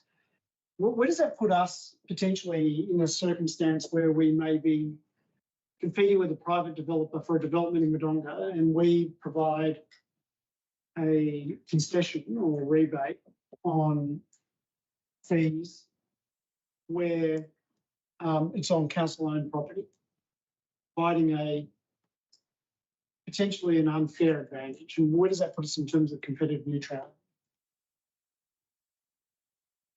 I think we are at extremely low risk, to be frank. The only area this could apply to is in the building fees. We're the planning authority, so we don't have, there's no competition in the planning field. We don't believe that we are undercutting the private market in any of the application of these fees or waivers or rebates. It is probably a body of work that for councils and confidence we need to do. But in this particular case, we don't believe the risk is of any importance or significance whatsoever. Thank you, thank you, Officer Schultz. Are there any other councillor comments or questions? If not, I'll go back to the mover, Councillor Cowan. No, all good. I'll put it to the motion to a vote. All those in favour? That's carried unanimously. Thank you. 9.6 is a disability action plan, 26 to 2030. A draft for exhibition. There's an officer recommendation there before us. We have a mover for the recommendation, Councillor Milton. Thank you very much. As the mover, do I have a seconder? Councillor Cowan is the seconder. Councillor Milton, would you like to speak to the motion? Mr. Mayor, I think this policy speaks quite clearly for itself, this plan. I don't think there's an awful lot of things that need to be said about it. It does the job that it sets out to do, and I think it presents itself reasonably well. So thank you, Mr. Mayor. Thank you, Councillor Milton. Councillor Cowan is the seconder. Thank you. Wodonga's disability action plan is not only a legislative requirement, it is a commitment to action towards addressing barriers created by attitudes, practices and structures which limit the opportunities of Wodonga people with impairments to fully participate in community life. There are 32 actions outlined in the plan, and I hope people will take time to look at these. I also want to acknowledge the work of the Wodonga Access Group in offering strategic advice to council in the development of this plan, and their ongoing advice for practical actions for council. So I look forward to the community feedback to council on this draft. Thank you, Councillor Cowan. Any other comments from councillors? Just a shout out to Wodonga Access Group that provided some good feedback to the team in the consultation process. There are no further comments. I'm going to put the motion to a vote. All those in favour? That's carried unanimously. Thank you very much. Which now leads us to 9.7, the Albury Wodonga Integrated Transport Strategy. This item is deferred given we had an election and is now up. The recommendation there is before us, and there are a number of alternative motions to the recommendation. Councillor Cowan, Councillor Aldridge. Would you like? Yes, Mr. Mayor, I'll put forward a motion, but just recognising that I foreshadow that people will perhaps put forward an alternate, but I think it's just worth having the debate about it. So I'll put forward the motion that council endorses the draft move Albury Wodonga Integrated Transport Strategy for a 21-day community consultation period in accordance with the council's community engagement policy, and a report be presented to the council following the conclusion of the consultation period, detailing the community feedback, any proposed changes to the documents, and adoption of the draft. Move the Albury transport strategy. So you're moving as recommended. As So recommended. thank you. And I'll just You can have an opportunity to speak to it later if you wish. Thank you, Councillor Aldridge. A seconder for that motion, Councillor Cowan. As the seconder, I'm going to now come back to you, Councillor Aldridge, as the mover. So I just want to say straight off the bat that I'm really supportive of this strategy going out for public exhibition. It's such an important piece of work for our community. Transport touches everything we do, how people get to work, how kids get to school, and even how we plan for growth and even how we make our roads safer. With a new councillor coming on board, I recognise there might be a desire for taking a bit of time to workshop it together first, although the timing constraints with access to funding is a concern with me with doing this. I think, though, that it is important that councillors are all on the same page because it's a big picture plan for how Albury and Wodonga connect and move forward together. We hear about transport issues all the time, and they came up again during the recent Lake Huon by-election. People are frustrated about congestion, access and connectivity, and they want to see progress. People have opinions on bike lanes, reductions in speed limits, and that's why this strategy matters so much. It gives us a united cross-border approach and something solid to take to higher levels of government when we're asking for investment. Thanks very much, Councillor Aldridge. Councillor Cowan is the seconder. Speak to it. Thank you, Mr Mayor. The integrated transport strategy is one of the most important foundation strategies for a growing regional city like ours. It's more than roads, buses or bike paths, about how people move, how goods move and how our city connects with the wider region. As a cross-border community, our transport challenges and opportunities are somewhat unique.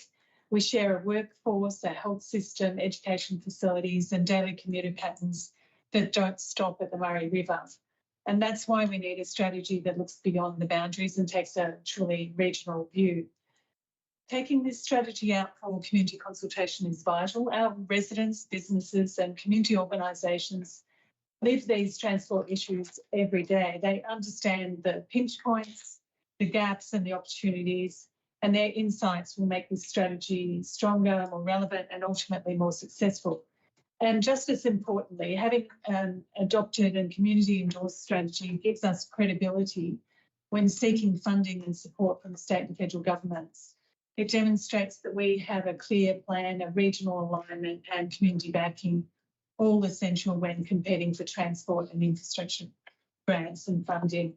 So let's open the conversation, invite the feedback and show that we're committed to our Vision 2050 plan, where regional cities like Albury Wodonga can lead the way, integrated, forward-looking transport.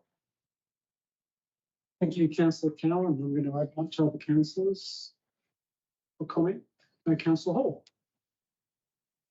I don't support this strategy for many reasons. One being the transport road user hierarchy is in my opinion, about limiting cars into our town centre, reducing speed limits to 30 k's in the city centre and residential areas, building more speed humps, reduce road lanes and revise down car parking space for cars.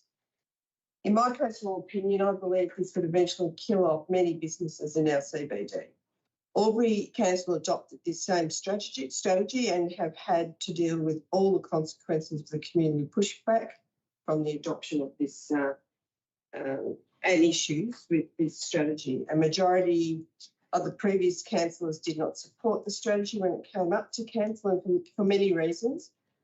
Some of the same reasons and more of that of the Albury Council and in what they're dealing with now, like the e-scooters, 30k speed limits, taking traffic lanes, and there's many more things.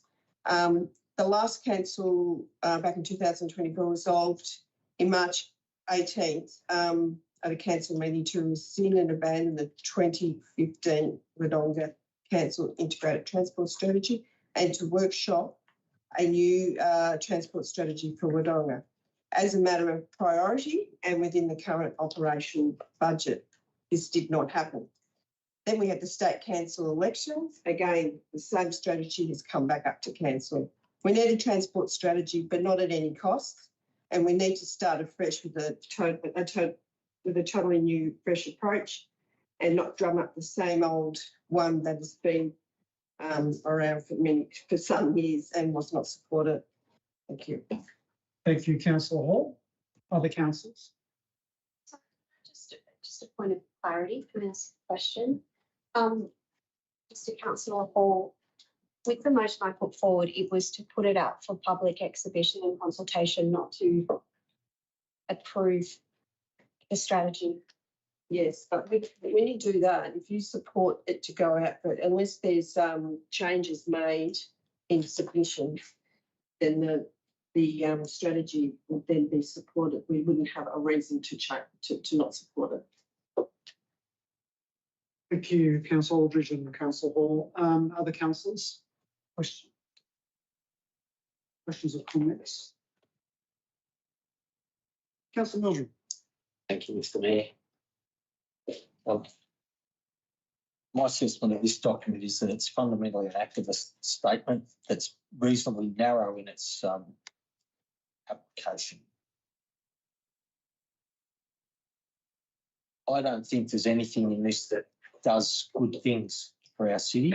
There may be bits around the fringe, but as a fundamental document, I don't think there's anything in this that works. I think in terms of economics in our town centre, this will absolutely crucify the economic prospects of our city. There's enough issues and problems without adding to the things that are either overtly or discreetly included in this document. This document has, in addition to its actual content, it has a myriad of documents that are documents that speak to the plan, that inform the plan, not least of which is the Wodonga Central Business Area car parking plan, which includes consideration of parking meters of all things. If we go down the path or set along the path to adopting this as a strategy, then in essence it's taken out of our control. Unlike the New South Wales system, over there they adopted it and then the staff set about to try and introduce the 30-kilometre speed zone, which is recommended in the documentation. And fortunately, it had to come back to council in New South Wales, but technically it probably doesn't here. And when it came back to council in New South Wales, and the community backlash was enormous. If the other things that are in this document, it talks about constraining access and limiting parking availability and a whole range of other bits and pieces in different formats and different approaches, and each one's taken as a little incremental piece here and there. This document basically works against the best interest. The other thing, we might say that we want to go out and, do some social engineering and try and stop people from driving cars. 94% of the people in Wodonga have a car and use a car. And to think that we can economically, sustainably put in place public transport that will replace the private vehicle with a population level of Wodonga and a dispersed population is just folly. We really need to be going back to the first principles and start a strategic transport strategy that covers all of the things, including our strategic arterial road networks. We need to do all of these things, look at where we have intersection problems, where we have traffic numbers problems and so on.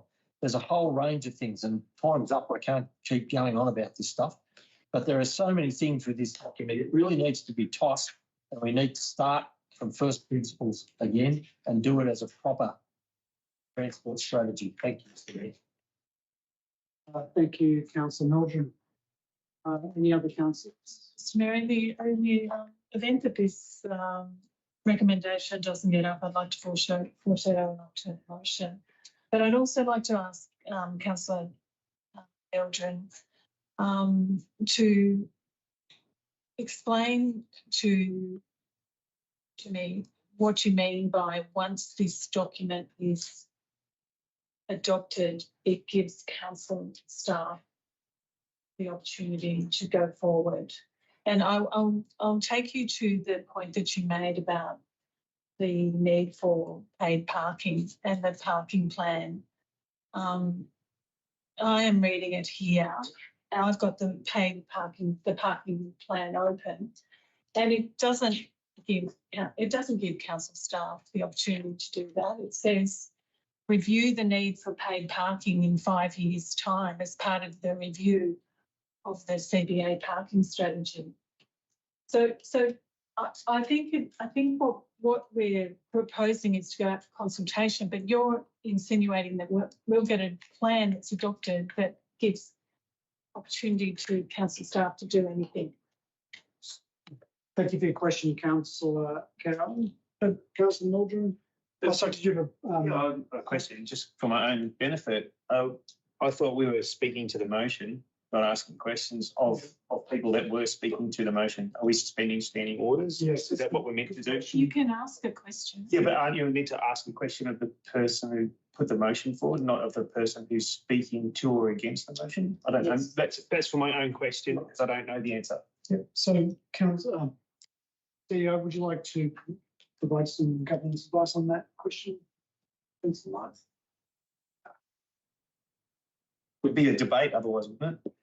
A question of clarification to any councillor is fine, but it has to be in relation to the motion.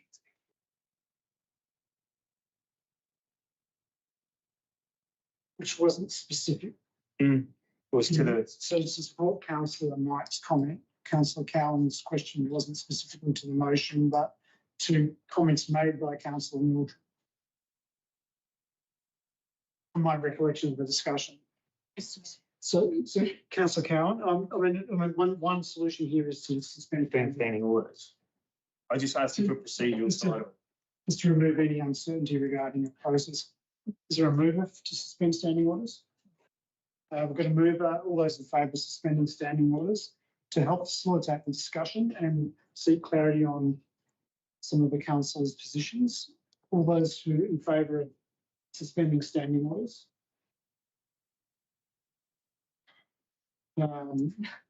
Okay. Okay, so those against? So that's failed. Okay, thank you. So given that, my understanding, Councillor Milton, you don't have to answer that question. To if you need me to, Mr. Mayor. I Um, understand your dilemma and the Yeah. so I'm happy not to, but I'm Yeah. happy to. yeah, thank you very much. So we've had a number of councillors speak to this, but not complete. Any other councillors who would like to speak to the motion? Okay, in the absence of that, I do know that a lot of work's gone into this over a number of years. Also, I understand over $150,000. It's undergone a number of consultations over 3 years. And also note that we have no existing adapted transport strategy, given the abandonment of the 2015 one.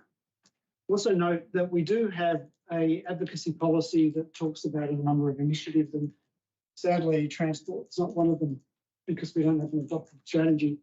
I do think it is costing us some opportunities in terms of our advocacy, whether it be public transport for buses and trains, taxis, new roads, road upgrades, and improved footpath connections to some of our growing suburbs of Barrandoota, Leneva and Killara. So I absolutely acknowledge that I think by not having having a transport strategy, it is costing us. But I also acknowledge that a bit of time has passed since Albury's adoption of the integrated transport strategy. Things have changed. They may not be material, but they have changed.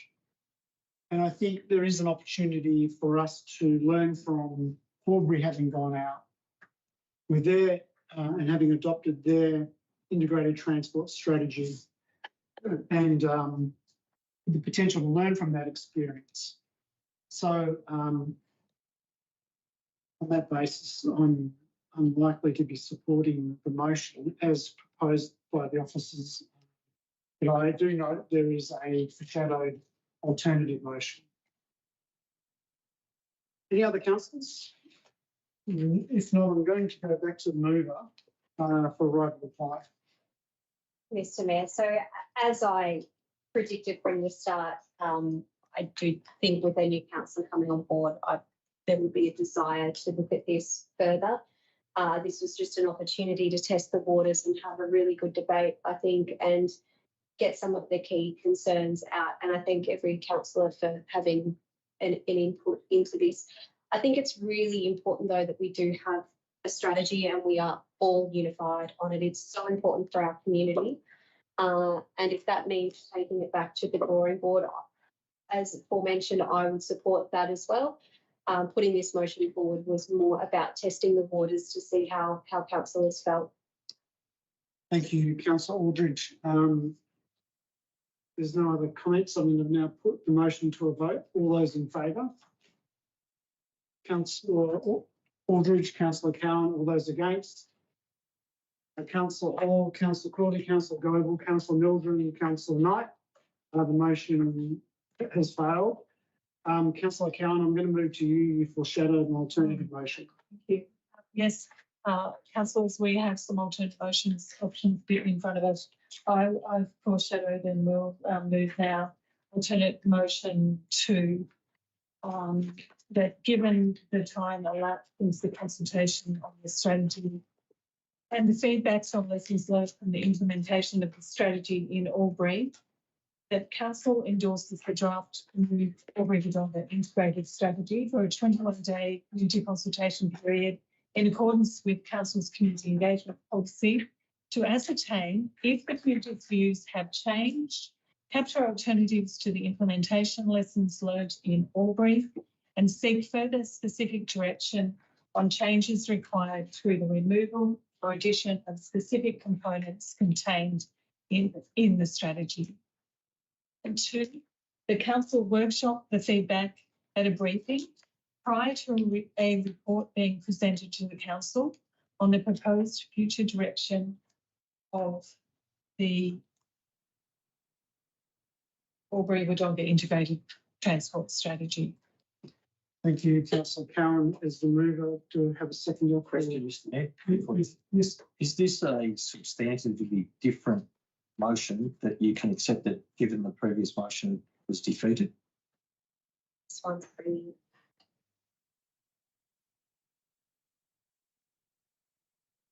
So in my judgment, it is Councillor Mildren, but I am going to seek the feedback of the CEO in relation to that, given this has been provided as an alternative motion, whether it qualifies or not, given the difference. Thank you, Mr. Mayor. I think there's a significant difference by involving the lessons learned by the implementation on the other side of the border, and that makes it significantly different in the process, and also that it be brought back to council for workshopping. So I think there is a significant difference from the original motion, which was just put it out to public comment and proceed after that. Thank you, CEO. Thank you, Councillor Mildren, for your question. Thank you. Another question, please. Councillor Coulter. Thank you. We need a seconder for the motion. Before another question, we've only got a move. Is it for clarity? Seeking clarity about the second part of the motion. Yes. And please defer my question until after the second, if it's in your judgment. But my question was, I understand we're seeking the chief difference. Please correct me if I don't understand correctly. The chief difference between the current motion and the previous motion is that we seek community feedback on this document. But then once we receive community feedback, we work on the policy further and we might change it either to suit community feedback or or the components that community didn't give us feedback on. Is that correct? Or just community feedback? And if just community feedback, then how is it different from previous? CEO. Thank you, Mr. Mayor. So I think the significant difference in this motion is that it's been a number of years since there has been consultation in the community, and there has been a lot of discussion in the community, and we have seen some discussion about how it's been implemented elsewhere. So it's framing it around seeing if the community has any different opinion over that period of time, and then incorporating that in workshopping that to see if it's too significant or not changes to the strategy. I respectfully disagree with the statement that it's any different from the motion proposed by Aldrich, because it would have. Or I'm just failing to see the purpose of. I genuinely don't understand it. Oh yeah, maybe you want to find a second and then have a further debate. I'm actually going to move to Councillor Cowan as the mover of the alternate motion to elaborate on the difference. I see the difference, but Councillor Cowan? Well, I think it's really about capturing some of those lessons learned from Albury. I think that would be a piece of work that officers would do for us. Yeah, okay. So let's go to a seconder to the motion. So Councillor Aldridge, you're going to second the motion. Okay, given that, I'm now going to move to the mover, then Councillor Cowan to speak to the motion. And Councillor Cowan. Okay, thank you. Look, I think I'll point out the differences in the previous motion speaking to this. There has been some time since we've gone out to community consultation.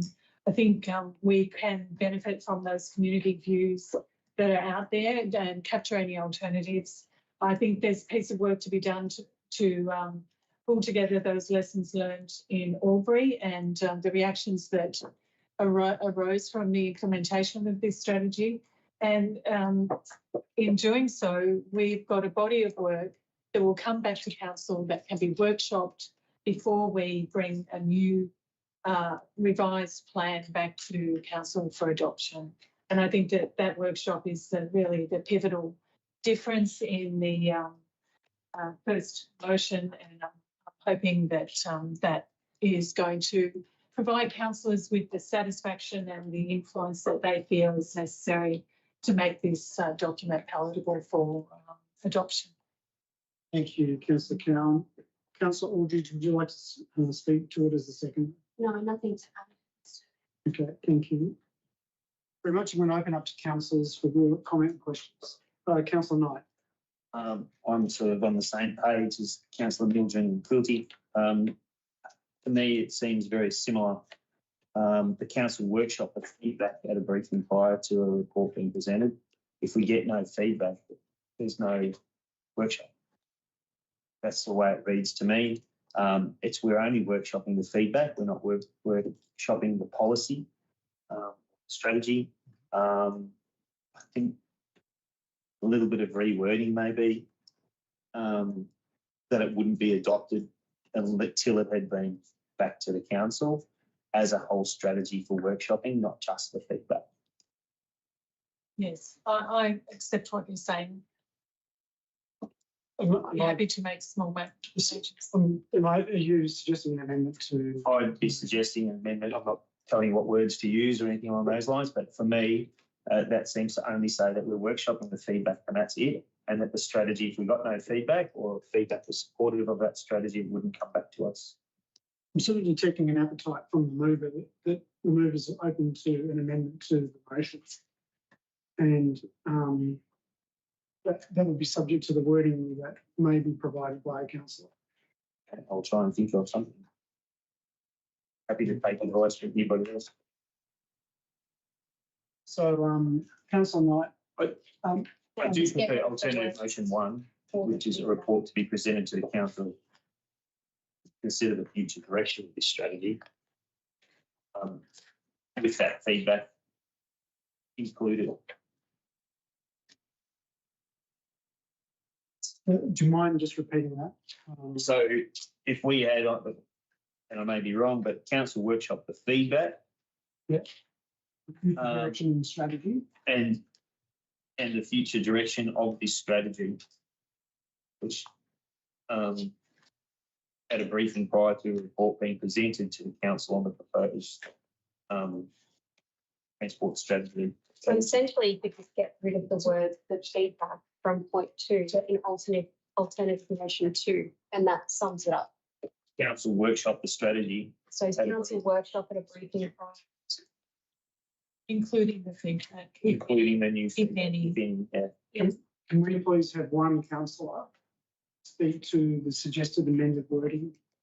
Councillor, do you mind just? Can we suspend standing orders for a moment and discuss it?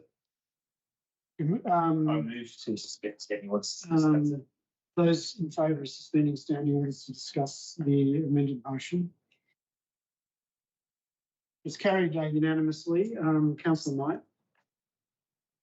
I'm happy to defer to other people on this one. Mr. Mayor, Yeah. there's one fundamental thing here that to me is entirely inconsistent with good practice. And that fundamental thing is that we're proposing to put a document out to public exhibition that we fully and reasonably can expect to be materially and substantively changed, given the last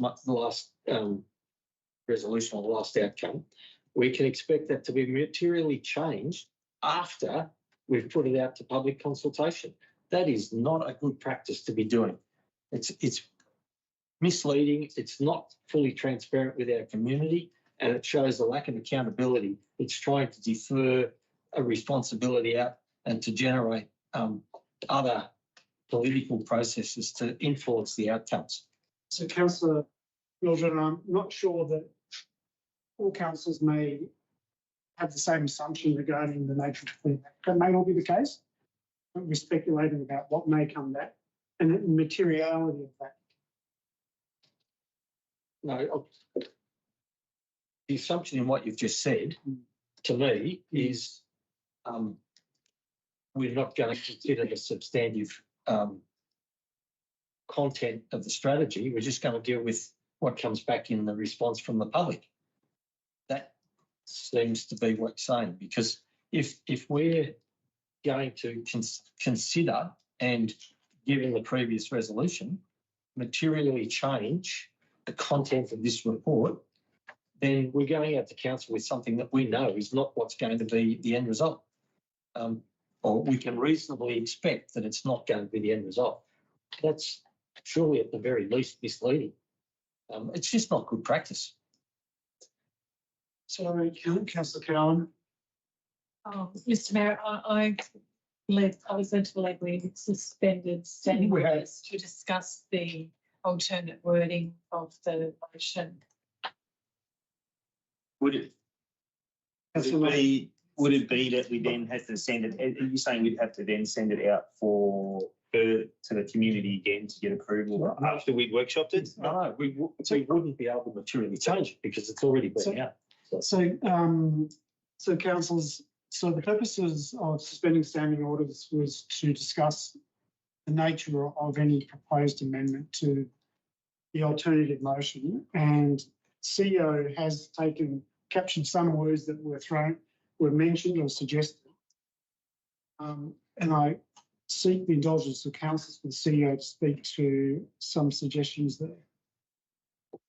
Mr. Mayor, in point 2, what I've captured from Councillor Knight was that council workshops the feedback and future direction of the strategy at a briefing prior to a report being presented to council, and then removing on the proposed future direction of in Councillor Cowan's process. Essentially, under our engagement strategy, if there is a significant change to the direction from feedback, we would start our engagement process again. So if for some reason there was significant feedback from the community that suggested a large variation, council workshop that, and at that workshop, council agreed to that process, we would start our engagement process over again if there was a substantial change. If it was a minor change, we would continue down that process. But that would be for council's consideration in line with our policy of engagement at that particular briefing, and then at the council meeting that it will be considered at. So again, you're suggesting that wording is that we only deal with what the community gives back to us.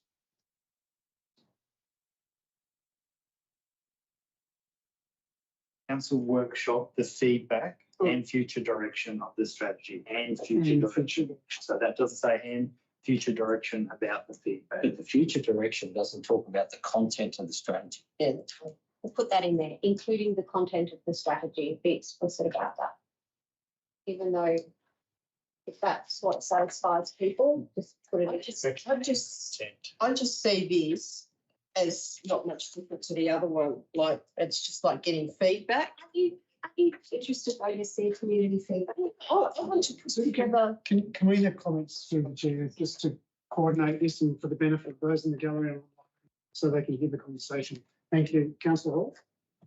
No, I just see this as that motion and even the changes to it.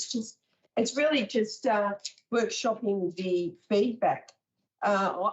It's not allowing councillors to provide their input into it as well, which I think is important.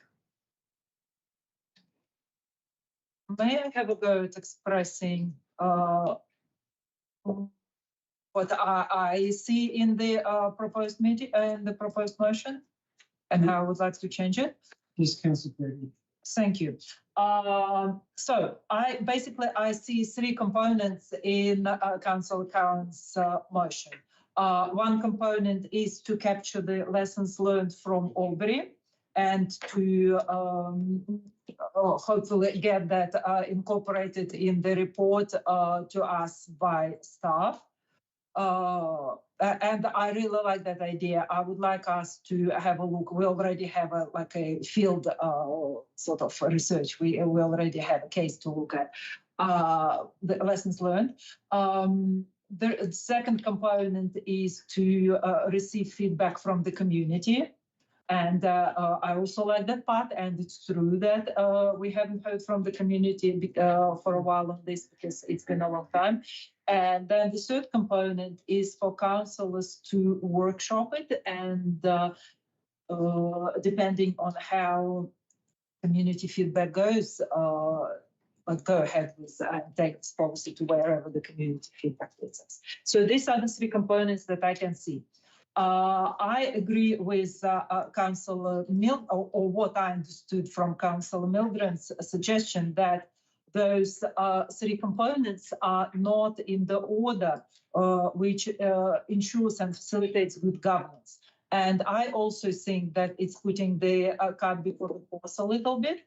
What I would like to see is basically similar objective, but having the lessons learned from Albury, council workshopping a strategy, and not necessarily having this strategy, but based on what we've learned and based on what we know, preparing a document, and then in good conscience going to the community with a document that we are prepared to vote on, for fear that we only have like one responder or a small amount of response, or respondents addressing only one part of the document but not other parts of the document. It is good governance, councillors, to and it is our general practice and the law for us to go to the community with the document that we are happy to endorse, and then act on the feedback of the community, but not go back and say, oh, we're going to change it again after we already endorsed it. So while the components are good, I think we need to change the order and facilitate the governance here. Hope I've made myself clear. So what I'm understanding from that Councillor Pilley is you have flipped it. So it's understanding the lessons learned from the adoption of the Albury Integrated Transport Strategy. It's a workshop of councillors on what we've learned. On what we've learned and whether we want to change parts of the document. And what we may want to change. Yes. And then like moving small, regardless of whether we want to change small parts or want to change the whole document. And then endorsing, having a meeting where we endorse the document and take it out to community. I think that would be good job. Thank you. That would suit. Uh-oh. Okay. It doesn't have lessons learned capture. So it's further workshop. So, It's a workshop that doesn't have lessons learned from Albury. so councils, this was suspending standing orders to have discussion regarding an amendment to the alternative motion 2. And of course, that is subject to the agreement of the mover and the seconder. So the words that have been proposed are a little bit different to what was suggested by the CEO. Councillor Crowley, did you want to put that on the table as an amendment? Sorry? To shadow it and then. Well, I mean, if the mover and seconder accept it, it's. Yeah, that's where I'm going. So, I'll just, Yeah. before you yes, invest too much in that Yeah. conversation, I really, what I like about this is getting the community feedback prior to the workshop. I think that's going to help us. I really do. And I think we've got a document here that while some members of our council may not, be really accepting of some of the substantive work in that document, it is professional. It was guided by the previous council and it cost $150,000. And it is a suite of documents that matches our partnering council, Albury City. Mr. Mayor, just a point of clarification on that. In fact, Excuse me, Mr. Mayor. just through Mr. Mayor, I was talking. clarification. when Councillor Cowan finishes, then I'm going to ask you to seek That's your a clarification. Yeah. If you haven't finished yet, go ahead. Councillor Cowan. Oh, I've lost my train of thought now. I was talking. So look, I did want to make that point that, this is a professional document. I think there is, a wealth of information in this document that would help to inform our community in providing feedback to us. And I think that feedback will be really useful in informing the council workshop. Thank you. Now, Councillor Mildred, for your clarification on Councillor Cowan's comment. Mr. Mayor, one of the main criticisms with that strategy was that it wasn't created through the processes and input with the previous council. That was one of the main criticisms. The times that there was some reference in connection, none of the information that the councillors presented was taken back and used in any of the document. And that's one of the fundamental problems that was right from the start. The document was developed and built without full imprimatur and contribution through the process by the then council. It goes back a long way. This document was started a long time ago. Right. So I'm going to take councillors back to our suspension of standing orders, which was to seek an amendment and an agreement by the mover and seconder. Councillor Knight suggested some wording which was captured by the CEO, that council workshop the feedback and future direction and content of the strategy. Is that correct, Councillor Knight? That's it. So I'm going to seek, given that I've heard from, I suspect that Councillor Cowan is not agreeable to the potential of Councillor Quilty's amendment, I'm going to seek the approval of Councillor Cowan on the suggested amendment wording from Councillor Knight. Reinstate standing orders. Just give me a tip. Getting an indication from Councillor Cowan. That's what I'm doing now. Yes, I'm happy with those thoughts. And I'm going to go to now the seconder. I would be happy with that amendment, yes. Right. So just for clarity, if Councillor Knight, do you want to reread those words or CEO? Do you want to reread those words? The proposed changes in point 2 was council workshop the feedback and future direction and content of the strategy at a briefing prior to the report to be presented to council. So this is post going out in item 1, given the time elapsed since the consultation on the strategy and the feedback on the lessons learnt on the implementation of the strategy in Albury, the council endorsed the draft move Albury Wodonga integrated transport strategy for a 21-day community consultation period in accordance with council's community engagement policy to ascertain if the community views have changed capture alternatives to the implementation lessons learned in Albury and seek further specific direction on the changes required through the removal or addition of any specific components contained in the strategy. Good. Okay, so I'm going to now seek someone to move Mr. Z. Anything else resume standing orders? So that's moved by Councillor Knight. All those in favour? Carried unanimously. We need to now have a move up in the motion to accept the amendment. The mover and seconder accept. So the mover and the seconder have accepted the amendments. I'm going to ask for a mover to accept those amendments. Councillor Cowan? Yes, I And the- accept those And the amendments. seconder? And that needs to then be taken to a vote. So all those in favour of, no, okay, so, okay. Becomes a motion. So that is now the new motion. The CEO has read it. I'm now going to offer the mover to speak to that if required. You've got to go through your order. So the mover's already spoken, Councillor. It's a new motion. That's the same motion. But amended. Amended. Okay. Keep working your way. Okay, So any other councillor? so So this would be the point where everyone's spoken. No, No. I've spoken, you've spoken, you reserved. So there's still the other four. Suspended. So it doesn't count as suspended. yeah. So So the only person who's spoken is Councillor Cowan, and Councillor Aldridge has declined to speak. And so it's free for anybody else to speak. Oh, I suppose. in council, As it's suspended. I'm now going to open up to other councillors to speak to the amended motion. Councillor Milton. Mr Mayor, I don't see this is any different to the motion that we knocked back before. In material terms, this is giving credence and substance to the document that we rejected previously. And I don't think it's the appropriate way to be dealing with it. I think we should be going back to a complete first principles workshop to take this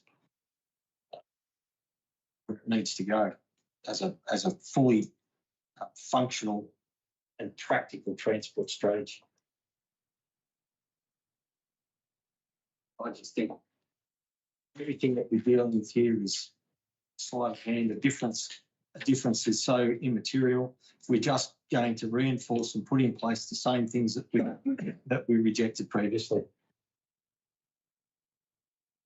I don't see the value and the benefit. And then this notion of putting a document out for public exhibition when we have good reason to believe that that document is going to be very substantively changed,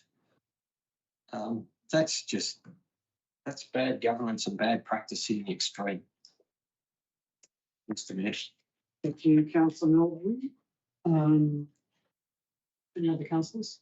I'm the same view. I don't think it's any different. I think we need to start fresh. We need to workshop this as a council together. I'm happy to get consultation on what we provide and use, lessons learnt from Albury Council, but not just Albury Council. I can provide you information on councils in Melbourne that have had probably worse case scenarios using very similar policies. So I think it does need to be a fresh start, and I think it doesn't have to be huge, but it needs to be workable, and we need to be supporting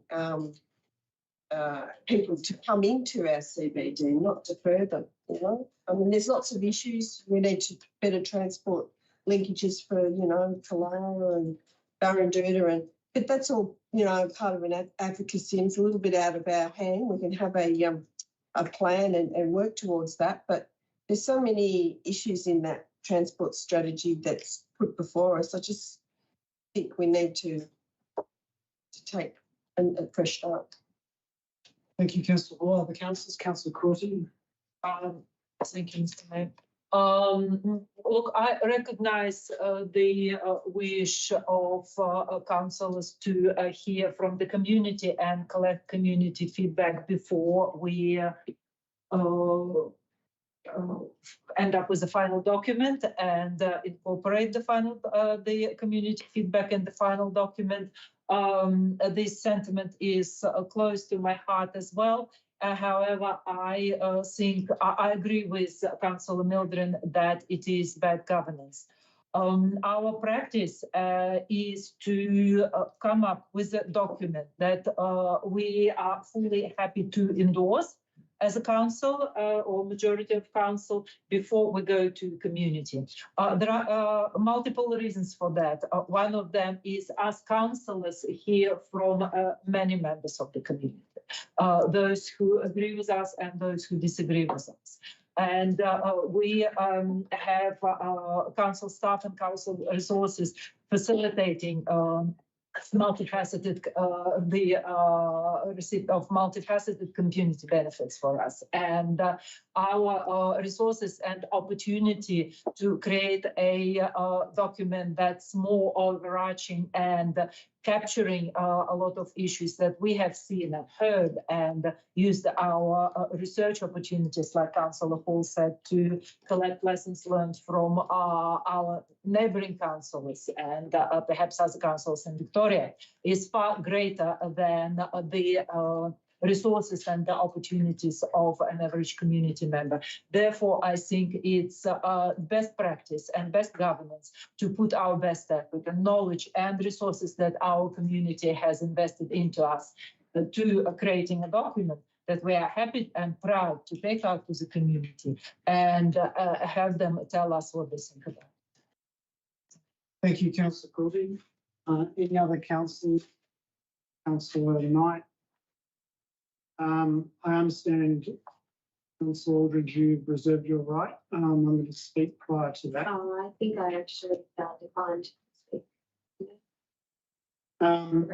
Okay, so, sorry? Yeah. So Councillor Quilty, so thank you for your comments, but I think there are some underlying assumptions to both Councillor Mildren's and your comments there that they are assumptions, and the assumptions are that councils are not happy with this draft document. So that's an assumption. Some may be, some may not be. The other assumption is that there will be material changes, and I don't know that, but there will be material changes. So to me, that puts a question mark over whether it is good governance or not to put this document in. So that's my challenge back as to why I would be supporting this amended alternative motions. Council, did you got no other comments? I'm going to go to the mover. Thanks, Mr. Mayor. Look, I've listened to the debate, and I think there's been some points made that assumed they were speaking on behalf of all the councillors. And I want to say that I think that this transport strategy is quite a comprehensive piece of work.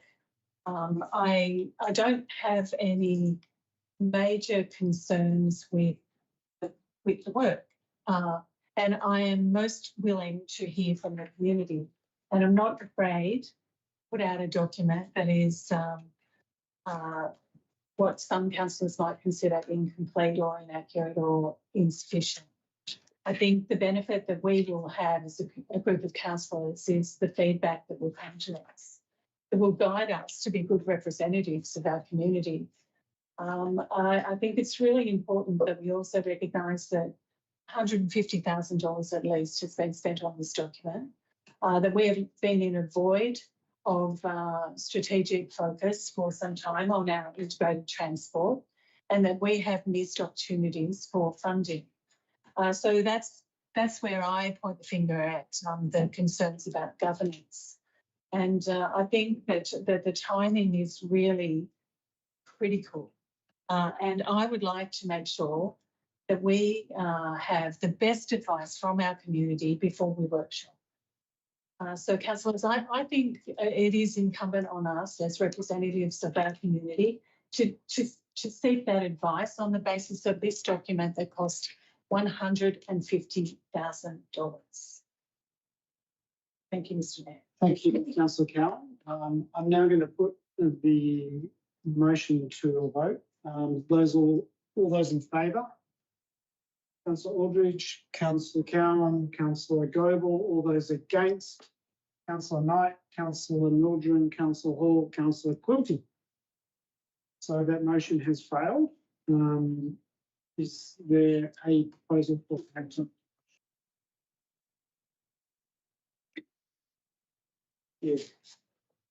Councillor Quilty. Okay, let me try and Maybe I can refresh your memory, Councillor Quilty. You talked about the lessons learned from Albury, the workshop, on what we haven't learnt and what we may change, and then taking it out to community consultation. Hopefully that. I remember all this. I'll move the motion. I'm happy with Councillor Mildred. Councillor Mildren, that's with you. Mr Mayor, can I move that we adjourn this matter to a council workshop where we can debate the issues thoroughly and look to the future for transport planning? Do you mind just repeating that just so we can capture it? That we adjourn the matter from today's debate to a workshop of councillors to consider the future of transport planning strategy.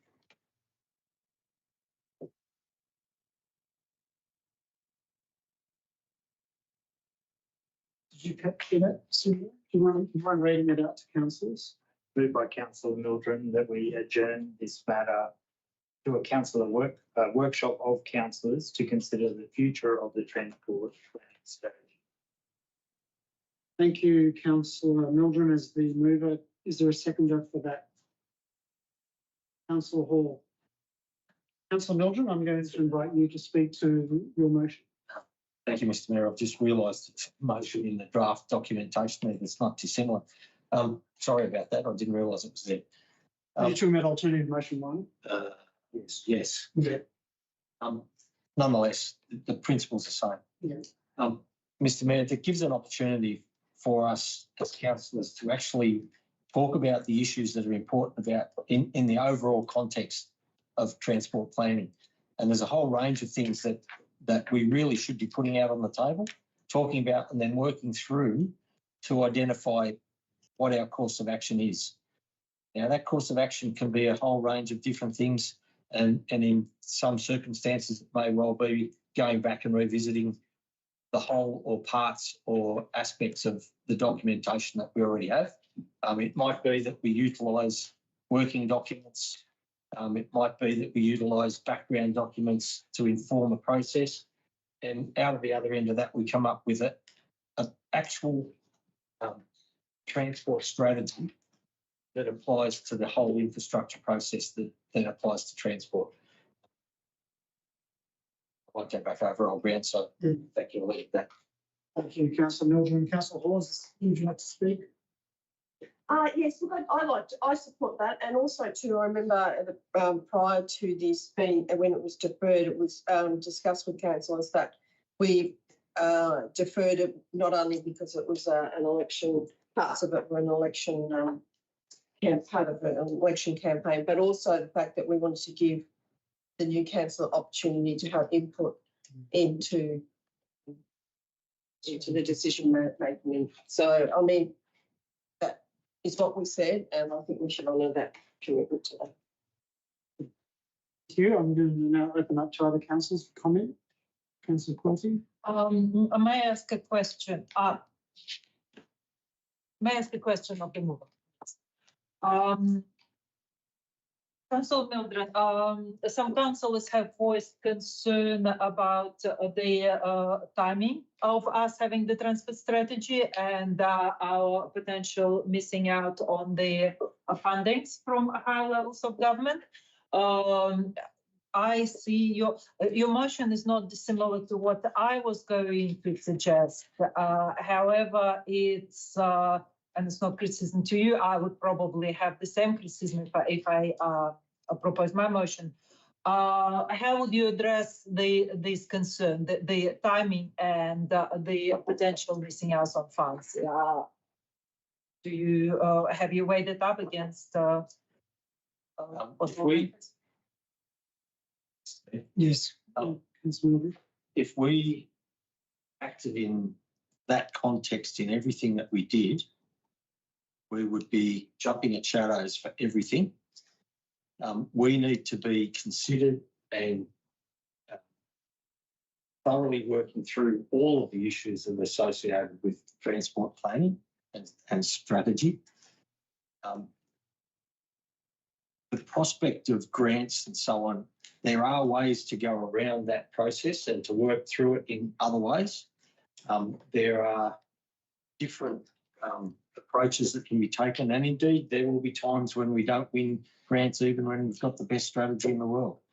So it's not such a begin all and end all of everything to not have every strategy in place for every moment of every time when there's potential funding coming. Now, in addition to all that, we're in a time of quite different arrangements for funding. The government funding is not easy to obtain anymore, and it's not, in essence, it's not done in the same manner that it once was.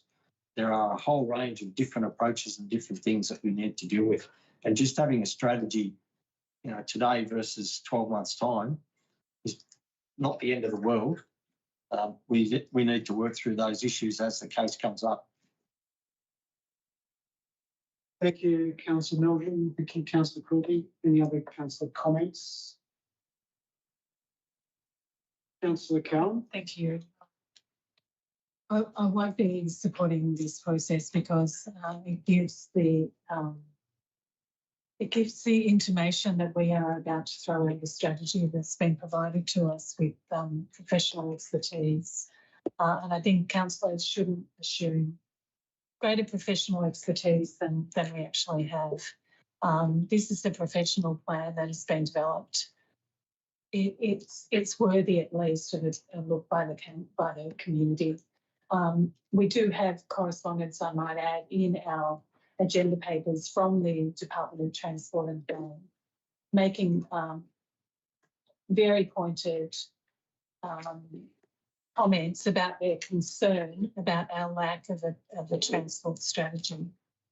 So I think councillors, while we might workshop this matter, we have a responsibility to accept professional advice, and we have a responsibility to be representative of community feedback. I think we're moving into an area where we should not, and that is to take far greater responsibility for a professional policy than what we should be. I'll be supporting that. Thank you, Councillor Cowan. Any other councillors? Councillor Aldridge. So just a comment. I do agree that this motion is submissive of professional expertise, and should this motion pass tonight, I encourage all interested people to privately make submissions to councillors. Our email addresses are on Wodonga Council's website.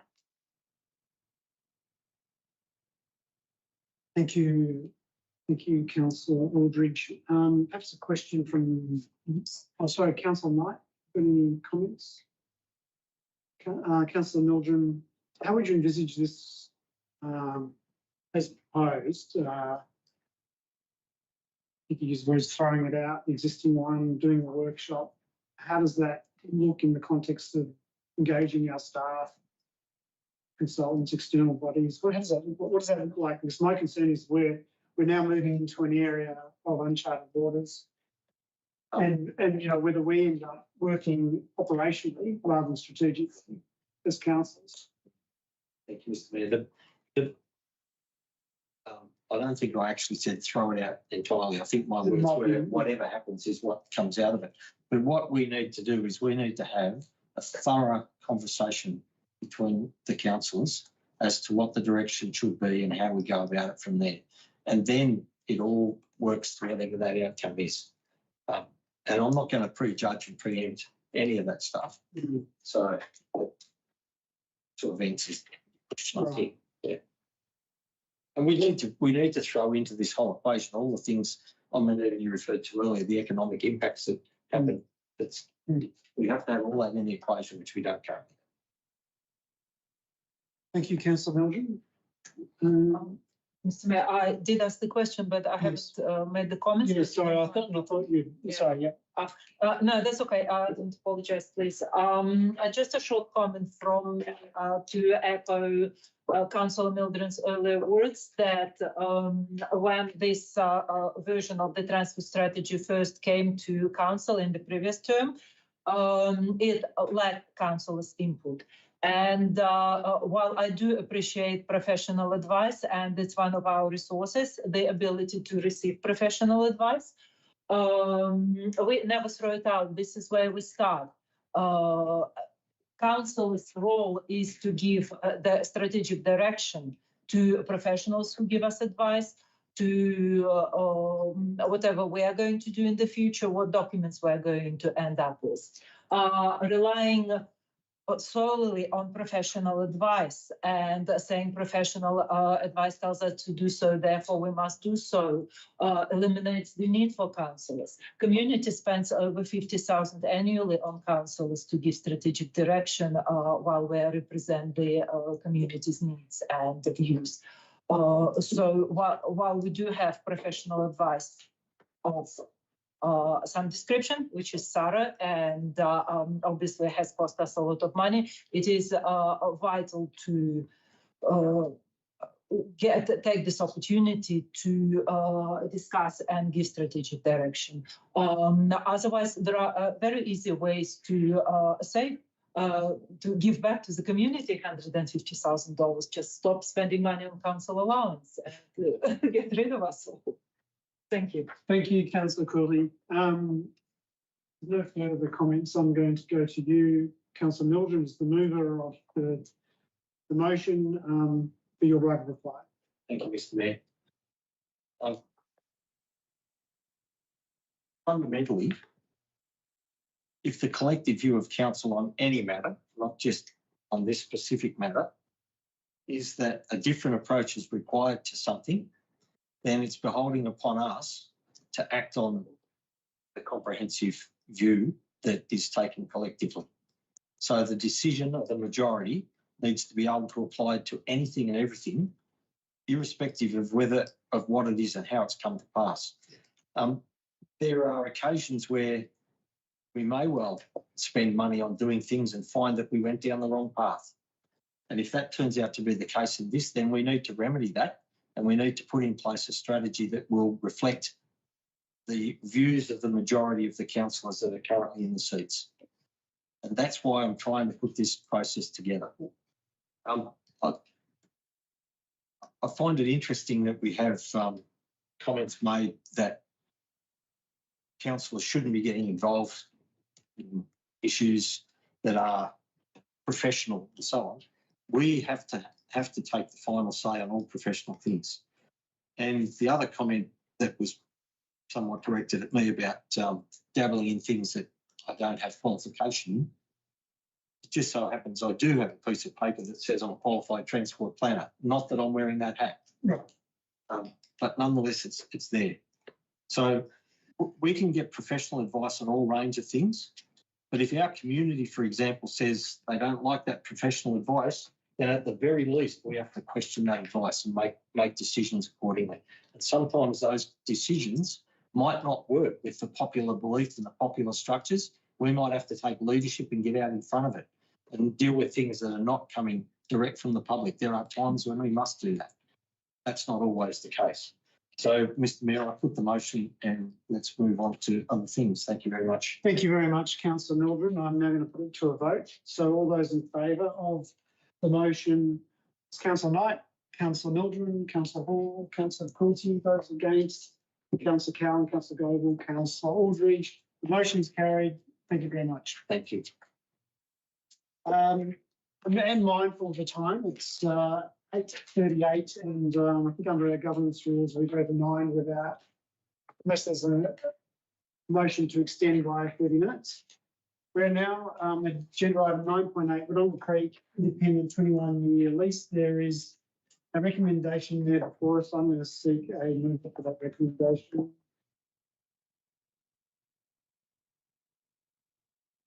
Involved in, I'll be happy to, but I don't know much about it. Thank you, Councillor Hall, and seconder. Councillor Knight, Councillor Hall, would you like to speak to the agenda item? To the recommendation? Yeah, this is about, this has come up before in council around a lease agreement. We can further complete our Wodonga Creek activation policy, or not policy, but project. It's been a project that's been a long time in its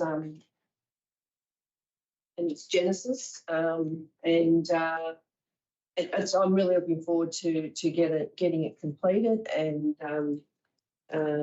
getting so our community can enjoy a fantastic piece of a project that I think has great potential for a lot of usage within the community. So, yeah, I support the lease, and it's just part of getting this project completed. So, thank you. Thank you, Councillor Hall. Councillor Knight. I'm happy to stand on Councillor Hall's. Thank you. Any other councillor comments? A question. Councillor Cowan. Thank you.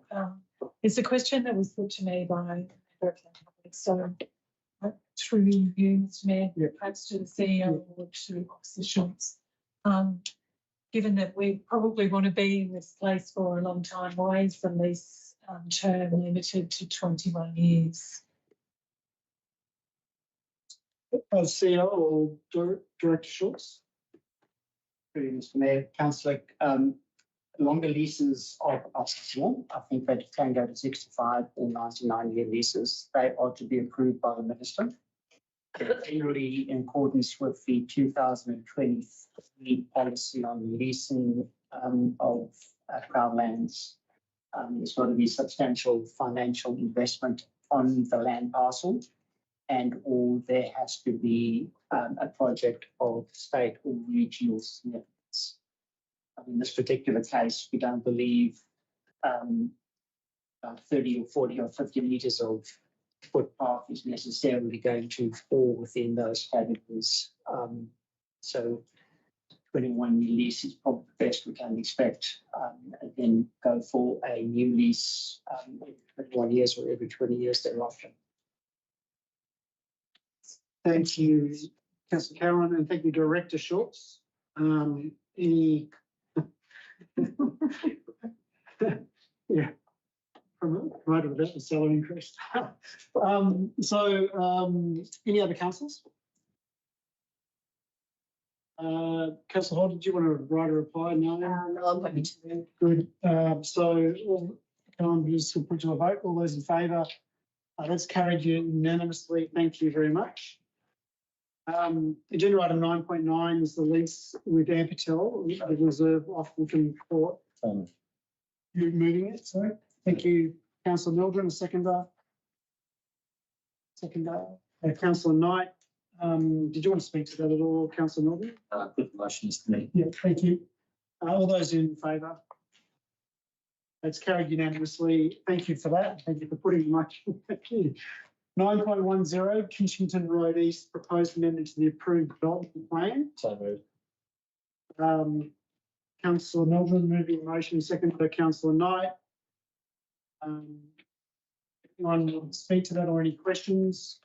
Councillor Cowan. I have a couple of questions. Yes, thank you.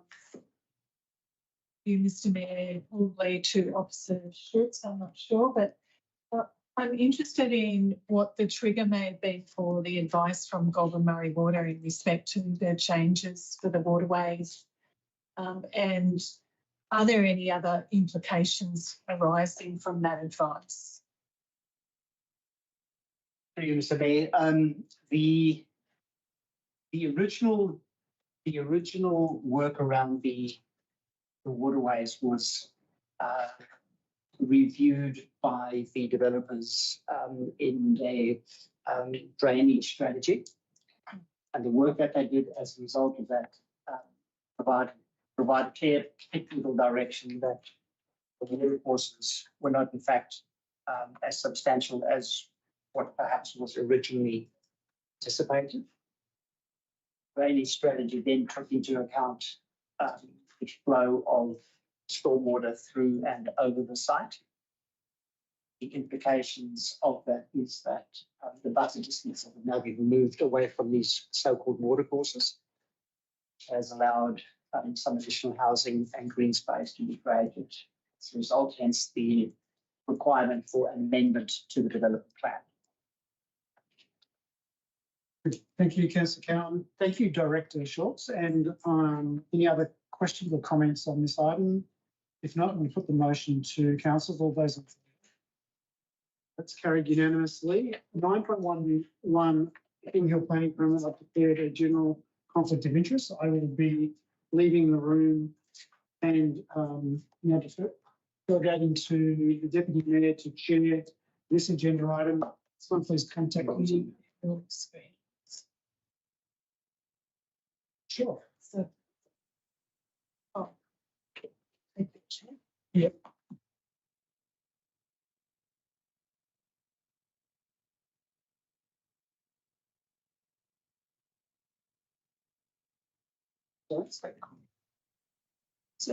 My conflict is a general conflict of interest in that I am very good friends with Bill Perry, the previous owner of Huon Hill. And my understanding is Bill is remaining as an advocate for the development.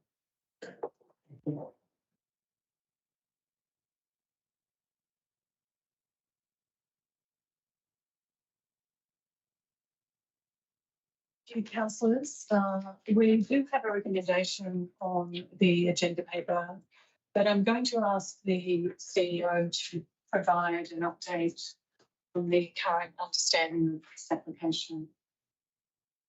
Thank you, Madam Chair. In regards to this matter, it's clear to define between a VGCCC application process, which Council can have input to, but is not in control of in the planning matter. So this matter is in regards to the planning application that has been lodged and being processed, and it is a council matter to decide. I've delegated to the staff.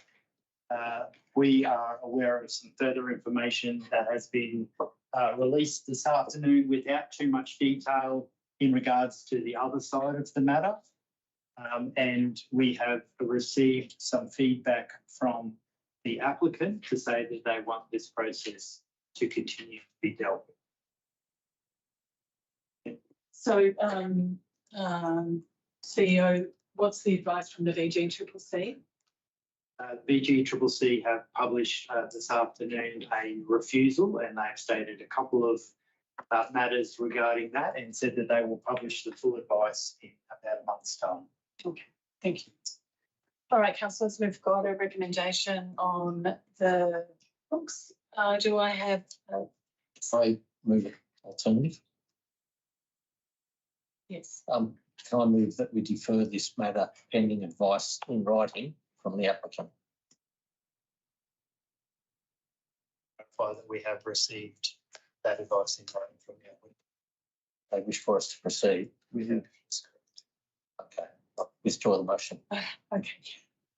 We have a recommendation on the books. Do I have someone to move that recommendation as it reads? Move it, but I don't think anyone would second it. So I would wait other councillors to. So we have someone to move the recommendation. Do we have someone to second it?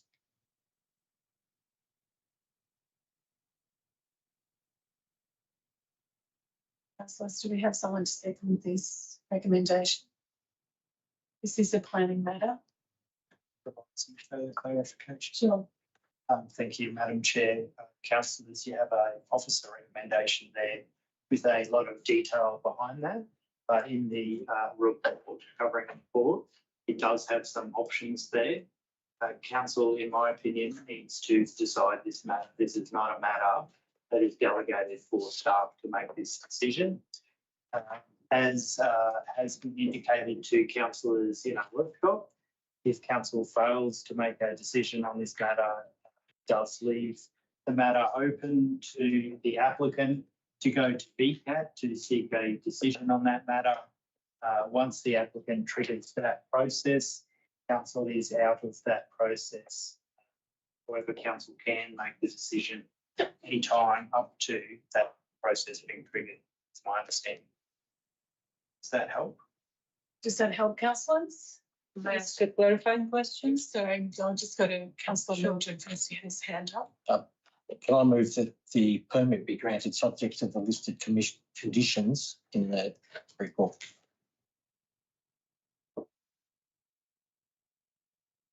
The recommendation is option 2. that-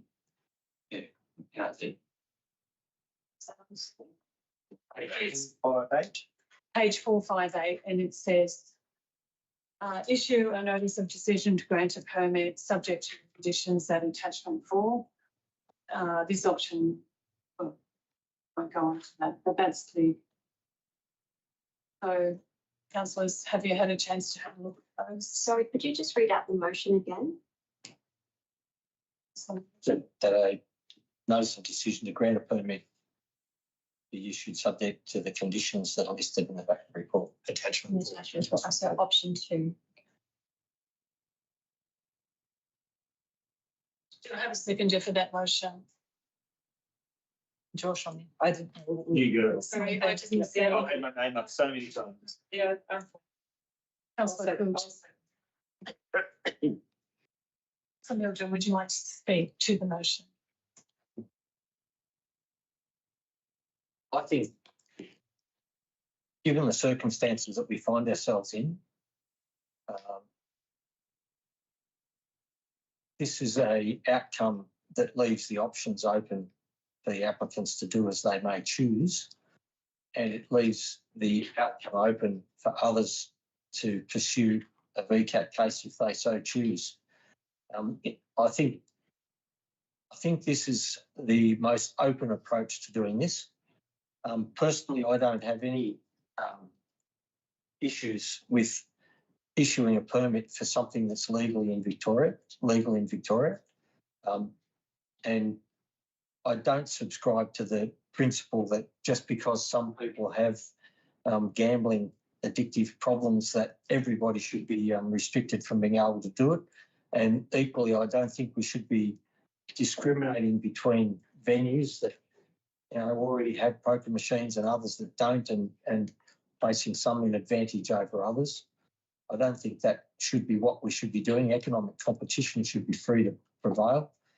I recognise that there are some people with gambling addictions, and I believe that there are structures and programs in place to try and deal with those things. So from that point of view, I believe that people need to be responsible for their own actions by and large, and we should be granting the permit and allow the due processes take their course. We've been given an understanding, I believe, in writing that the applicants want us to proceed to decide the application. When you look at it almost entirely, or when you look at it entirely on planning grounds and not the other extraneous matters, by and large, there is little in the documentation that supports the refusal of a planning application. And there's a few leaps of faith in some of the things that have been said in the report that it's probably not totally rational progression, if you like. So there's a whole range of things in here that suggest to me that in the planning context, without looking further, I think we basically need to put all the options out there and allow this to be approved, and let the appeal processes take their course. Thank you, Mr. Deputy Mayor. Thank you, councillor. Would you like to respond? I will refuse. Sorry, I will reserve. Okay, thanks. It's late. Any other councillors? Councillor Hall. Yeah, look, I have to, I mean, at the last council meeting, I did mention that the decision for the gaming should be with the VGCC. However, this is a planning application, And to be honest, I was very surprised when I read the council officer's recommendation that this building works alteration permit application be refused. The decision takes me back to the liquor licence application for Dan Murphy's at Junction Place. That application was pulled by the developer. However, the permit went through under delegated authority in High Street, Wodonga. So as I see it now, we have a similar situation with Huon Hill, a building permit application, or whilst that wasn't that was just an existing building and fitting it out. They were still given the approval for their liquor licence. This is a permit for building alterations to an already existing structure. If the Wodonga Racecourse Board were applied for a building planning permit, do we knock it back for the same reasons? Because gambling with racing is huge and problematic for some. We had a discussion, we had a submission. We had one submission in support of refusing the application and 17 in support of granting the application. As we've just found out, the VGCC have decided to not support their permit, their application for their gaming machines, but we're still to see where the applicant for the Huon Hill to go with this planning permit, and it may be that they might pull the application. So we need to wait and see. But I'm dealing with it as a building application. And also what concerns me, if they decide to go ahead with VCAT, and which they can do with the refusal of the VGCC, they can also take us to VCAT, and we'll be looking at 100 to 150,000 plus, could be more, to represent council in VCAT, and that's an awful lot of money. And I see the risk very high of us losing. I think it's inconsistent with other application permits that we've given, and they've used policies as a reason for our policies for knocking it back. However, did they use that same logic for granting a liquor licence to Dan Murphy's in High Street? Alcohol is seen to be more of a social impact than gambling. We're told by our police with domestic violence. So, I see this very curious. But I see the council refusal very curious and not consistent. And so I will be supporting Councillor Mildred's motion. Thank you. Any other councillors? Councillor Aldridge. I will not be supporting this motion tonight, as it doesn't align with relevant provisions of the Wodonga planning scheme. Wodonga Council is working hard to build a community that values wellbeing, inclusion and resilience. Allowing an application that includes the installation and use of 70 poker machines at Huon Hill would undermine those values and cause significant harm, not just to individuals, but to families, local businesses and the broader fabric of our city. I fear this application is about profit derived from loss, and overwhelmingly that loss comes from the most vulnerable in our community. The data across Victoria is consistent and undeniable. Poker machines cause real harm. They're designed to do so. Council's own gambling harm prevention policy sets out a clear commitment to harm minimisation. That policy, voted for by 3 members of this very council, recognise that gambling harm is not an abstract risk, but a measurable lived reality for many in our city. If approved, this proposal would increase Wodonga's electronic gaming machine density to above the Victorian average, directly contradicting that policy. We can't say we're serious about harm prevention on one hand and then knowingly approve a development that actively increases risk on the other. The applicant will argue that it creates jobs or brings in investment, but what they won't say is how much of that money is extracted from local people who can least afford it. All the hidden costs to mental health services, family support programs, and local community networks that end up bearing the burden. The officer recommendation was sound and well justified. The proposed use is inconsistent with local and state policy, inconsistent with community wellbeing, and inconsistent with the values that this council is committed to uphold. Thank you. Thank you, Councillor Aldridge. I just have some questions for you, CEO, to perhaps the officers. I want to be clear about the reason for the application for the planning permit. And I think that it's not just about buildings. That I want to be correct on that. It's about actually the authority to use the premises for the use of gambling machines and additions to the buildings. Can I get some clarification on that? Through the chair, that's actually presented in the summary for the report. So buildings and works for altering additions to the hotel, installation and use of 70 electronic gaming machines, removal and a variation of the easement or restriction. Okay, thank you. So it's fair to say it's not just about the extension of a building, it is actually the approval of the use of the premises for gambling. It's part of the permit approval. Thank you. And my next question is, Councillor Hall made an estimation of the potential for cost going to VCAT. I think there's some estimation in the report. What is the typical sort of cost to defend a VCAT? I'll defer to the manager or the director. Through you, Acting Chair, the report has a number of $25,000 in it.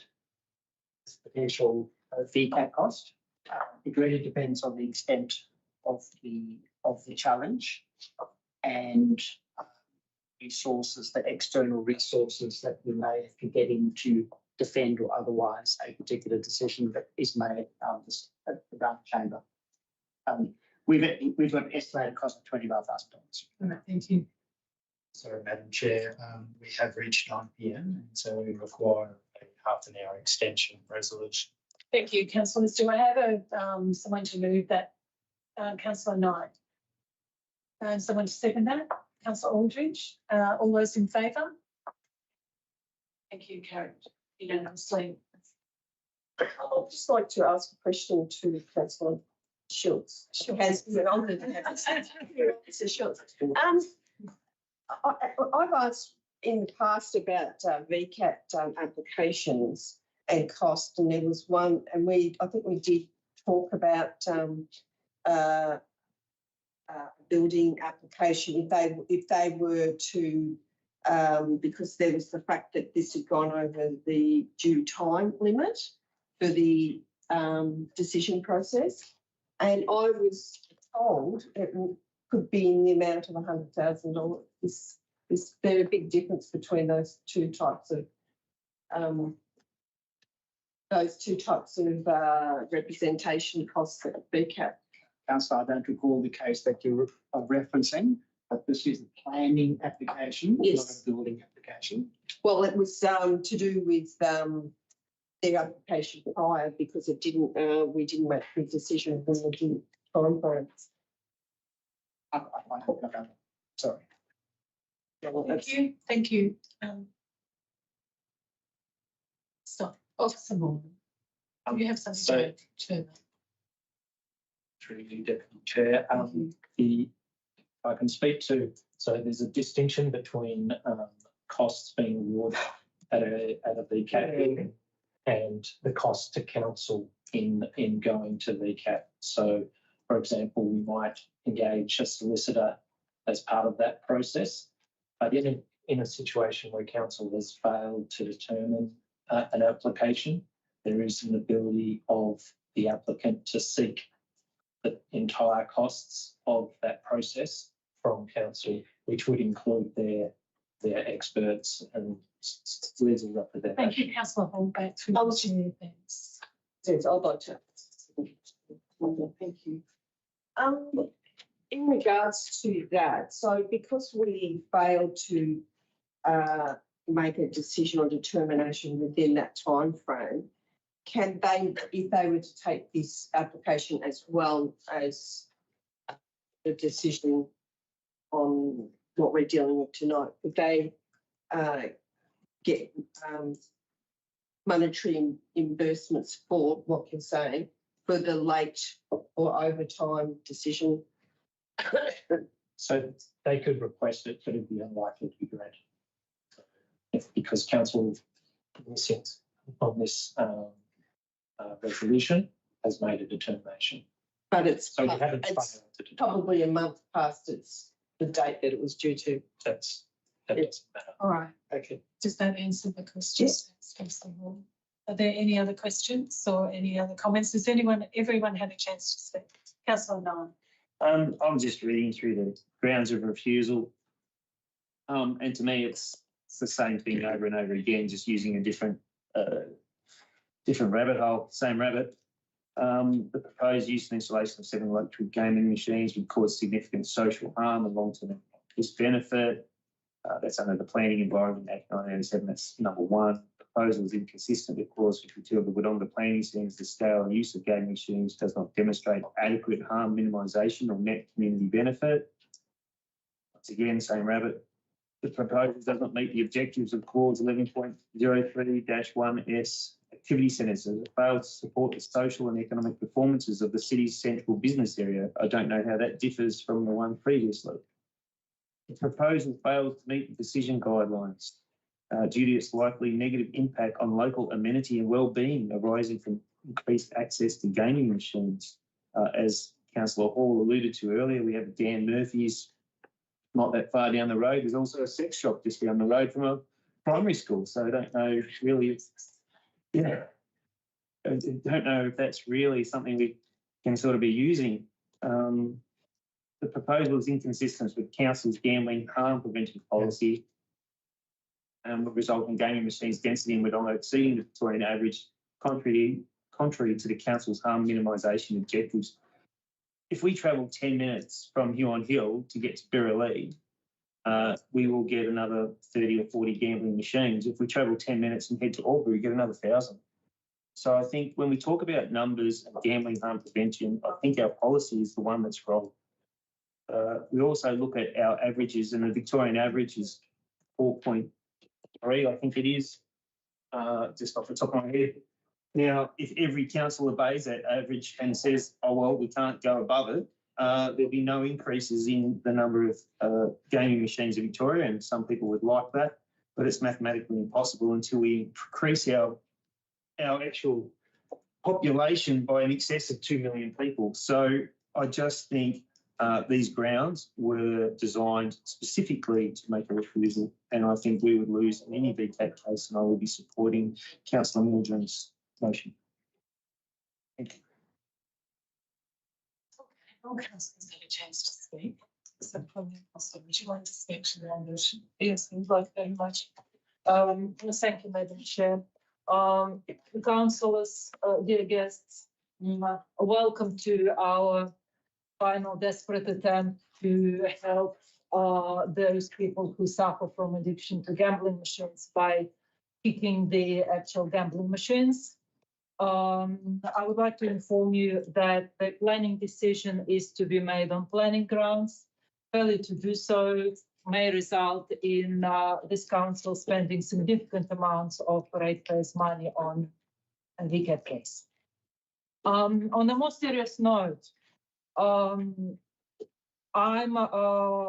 reading, actually, Councillor Knight has taken the words out of my mouth. I was going to draw your attention to attachment 3, which lists 5 grounds of refusal, citing 5 different sections of various pieces of legislation and policies, but repeating the same things. Significant social harm, long-term economic disbenefit,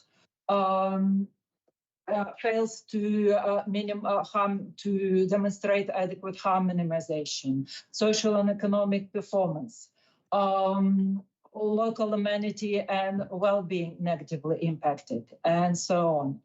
I speak, while I do in principle agree with the philosophical and political concept of letting people decide what they're going to do with their own time, money, health, and well-being, I very acutely recognize the limited ability of those people addicted to something to actually control themselves.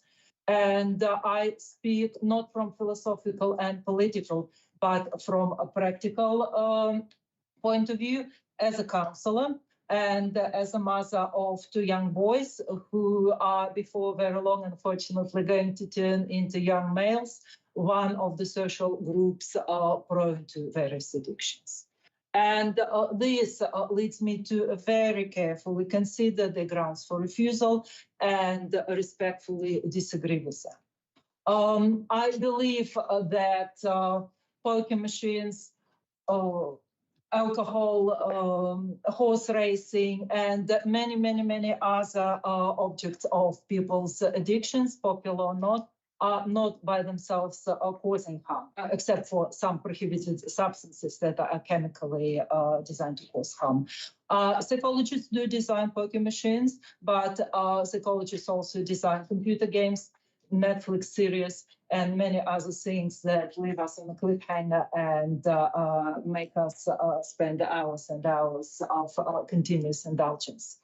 In case of some addictions like poker machines, it is very difficult to help people with unhealthy addictions, and refusing to remove, thank you, if you indulge with me with 20 seconds, taking out the social impact, to go out and indulge in public with a family member, with a responsible relative who can help stop. We are going into a very dangerous area of people gambling on the phone, using their credit cards and getting into all sorts of trouble. I'll be supporting. Thank you. Thank you. All councillors had a chance to ask questions and speak now. Well, in that case, I'd just like to say a few things. Thank you to the officers and staff who put together the evidence behind this planning application refusal. I think it is clear to see that it is a very evidence-based recommendation, and I believe that that recommendation has been fully endorsed by the decision made today by the VGCCC, in that they were not satisfied that the net socio-economic impact on the local community would not be detrimental. And that is our that is going to weigh on our mind for some time to come. More money is going to leave our community than come into it. Somebody is going to profit, then it won't be good. All right, I'll put the motion to a vote. Oh, beg your pardon, Councillor Virgin. You're right, reply. Thank you. Mayor. Just a couple of quick things. When you look through the provisions of the plan scheme that talk about gaming premises, as distinct from the other side of things, gaming premises, the things that we need to value or make the judgment call on are the compatibility of the proposal with adjoining and nearby land uses. There's no way you can argue that there is an incompatibility. The compatibility of the site to accommodate the proposal. I don't think you can argue that the site can't accommodate it. And whether the gaming premises provides a full range of hotel facilities or services to patrons, or a full range of club facilities or services to members of patrons. And I don't think you can argue that it can't do that and doesn't do it. So those planning decision points under clause 52(2)(8), which is the bit that refers to gaming premises, all get a tick in the planning context. If you then go across to the council gambling policy, there's 4 dot points in the council gambling policy that are relevant to this application.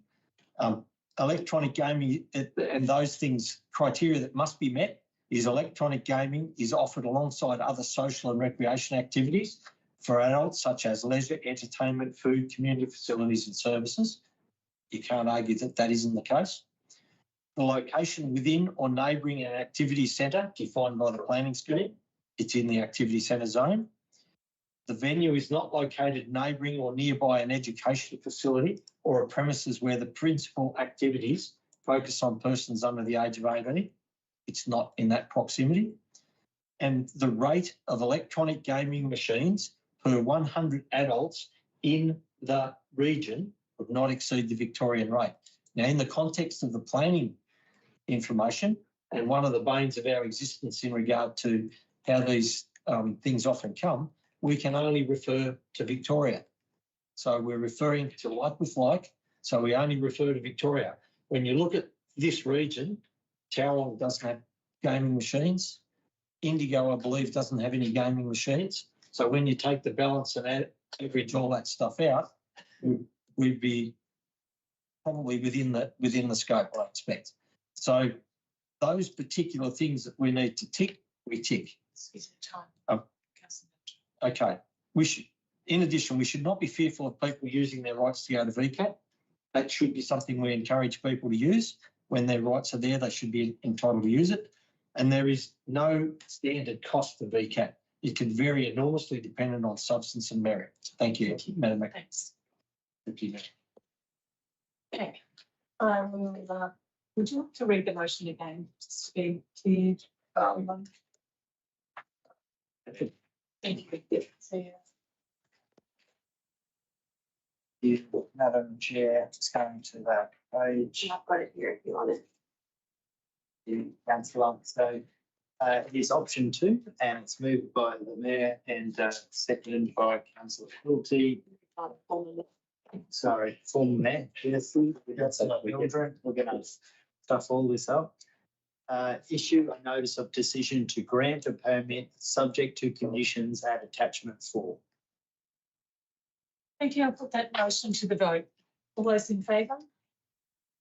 Councillor Knight, Councillor Mildred, Councillor Paul, Councillor Quilty, and all those against? Councillor Aldridge, Councillor Cowan. Thank you. So the motion is carried.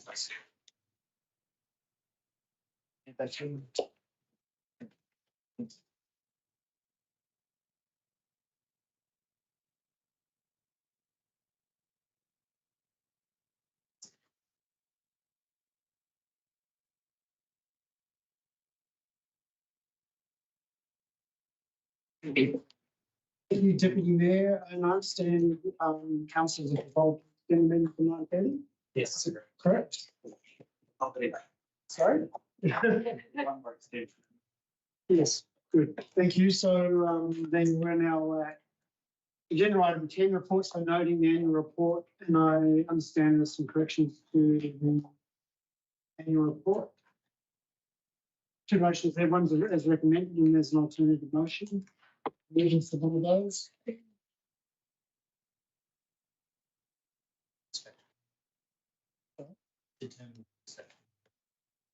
Do you want to update council on that, just so that we're aware? CEO? Thank you. In regards to the item on the annual report, we had 3 inquiries about factual corrections. There we provided, the director provided some updates and the matters are factually correct in there. The director can work through those if you need to, but they've been supplied to council. So. Thank you. I'd like to move the motion. Motion 1. As recommended by officers. Yeah. Thank you. Second. Councillor Knight, Councillor Hall. Anything, would you like to speak to that? Once again, our officers do a fantastic job. Let me disagree with it. It's not a reflection on them. It's just a different opinion. But on this stuff, we got some really good questions about people who read through those things. I know after getting a couple of them, I read through it just to see where those were and involved in it. So I thought it was good effort. So thank you very much on behalf of the rules. Thank you, Councillor Knight. Councillor Hall is the seconder. Yeah, look, the annual report provides a report on council's operations during the financial year and includes audited financial statements and performance statements. Components of the report are presented to the Audit and Risk Committee, which was held on the 17th of 2025. Annual report serves not only to meet the legislative requirements, but also to keep our community informed and engaged with local government activities, initiatives. It is presented at a public council meeting to promote transparency and accountability, and it's quite a detailed read, and somewhat say good read and somewhat say long, but it's there, and I think for transparency, I think it's a necessary thing to adopt and put out there to the community. Thank you, Councillor Hall. Any other councillors like to speak to it? Councillor Cowan? Yeah, this year's report reflects 6 months of the previous council's term and 6 months of our current term. It really is a vital tool of transparency and providing those audited financial statements, performance indicators, and a record against our council plan. I'd really like to highlight the ongoing commitment of council to reducing borrowings, which is in the annual plan, and further improvements to be reported next year. So it's more than a report on compliance. It shows how we've managed funds and the results we've achieved and where we can do better. I hope people will read it. It is really the checklist on what we're doing for you. Thank you, Councillor Cowan. Any other councillors? Just an extension to Councillor Cowan's comments and noting the borrowings having decreased from 11.3 million to 9.96 million. And as of the 1st of July, which is actually outside the scope of this annual report, that is in reference, now 3.5 million. And acknowledging the role of the previous council and this council also in that debt reduction, which has resulted in a significant reduction in interest paid as a percentage of our revenue from 1.9% to about 0.6%. But to Councillor Hall's comments, a very detailed and excellent document. Councillor Knight, want to reply at all? No? If not, put the motion to a vote. All those in favour? Carried unanimously. Thank you. 10.2 is the Audit and Risk meeting minutes. There's a recommendation there before us. Could have a mover for that. Councillor Quilty, seconder. Councillor Knight. Councillor Court, did you speak to that at all? Thank you. I'll just do very briefly. I attended the meeting on the 17th of September as a member of Audit and Risk Committee. It was a good meeting with a number of important items considered, such as we had a closing report and management letter from Victorian Auditor General, which didn't find any serious things wrong with us, and the management letter did not recommend any corrections or improvements. There was a fair value report presented that reported on valuation and fair value of some aspects of logic area, some drainage assets, and a couple of other items. Financial statements for the year, as included in the annual report previously discussed, were presented and discussed by Audit and Risk Committee and approved, also audited externally. There was a report on one internal audit, which was the topics were endorsed. The topics for internal audits were on several, like 3 or 4 internal audits a year, subject to availability of funds. And one of the internal audits that was endorsed earlier and now performed and reported on was climate change, sustainability, and sustainable community. I don't know if Councillor Cowan, as another member of the Audit and Risk Committee, would like to speak on it, as it's her area of interest. Some usual reports that we hear every quarter, such as health, safety, and well-being quarterly reports, forward planner, and that was concluded by a site visit to Crossroad, to Wodonga Library and Gallery. That's about it briefly. Thank you. Thank you, councillor Cooley. Councillor Knight, seconder? No? Oh, happy to back all that up. Okay. Councillor Cowan, did you want to add anything? Yes, on the I committee? will just add something to that. The annual financial report was received by the Audit and Risk Committee. The chair and committee warmly congratulated the management and finance team for the thoroughness of that significant work done and getting it done in time and the accuracy and thoroughness that we require. So there was a warm thanks to that finance team. And I'd also like to acknowledge and thank the outgoing chair, Mr. David Pendleton, for his worthy guidance and leadership of the committee over the past few years. A new selection process is underway for a new chair. And in relation to the climate change risk assessment, I think it's fair to say there were some red flags in that report, and that will come back to the committee again at the next meeting. Thank you, councillor Cowan. Any other councillors?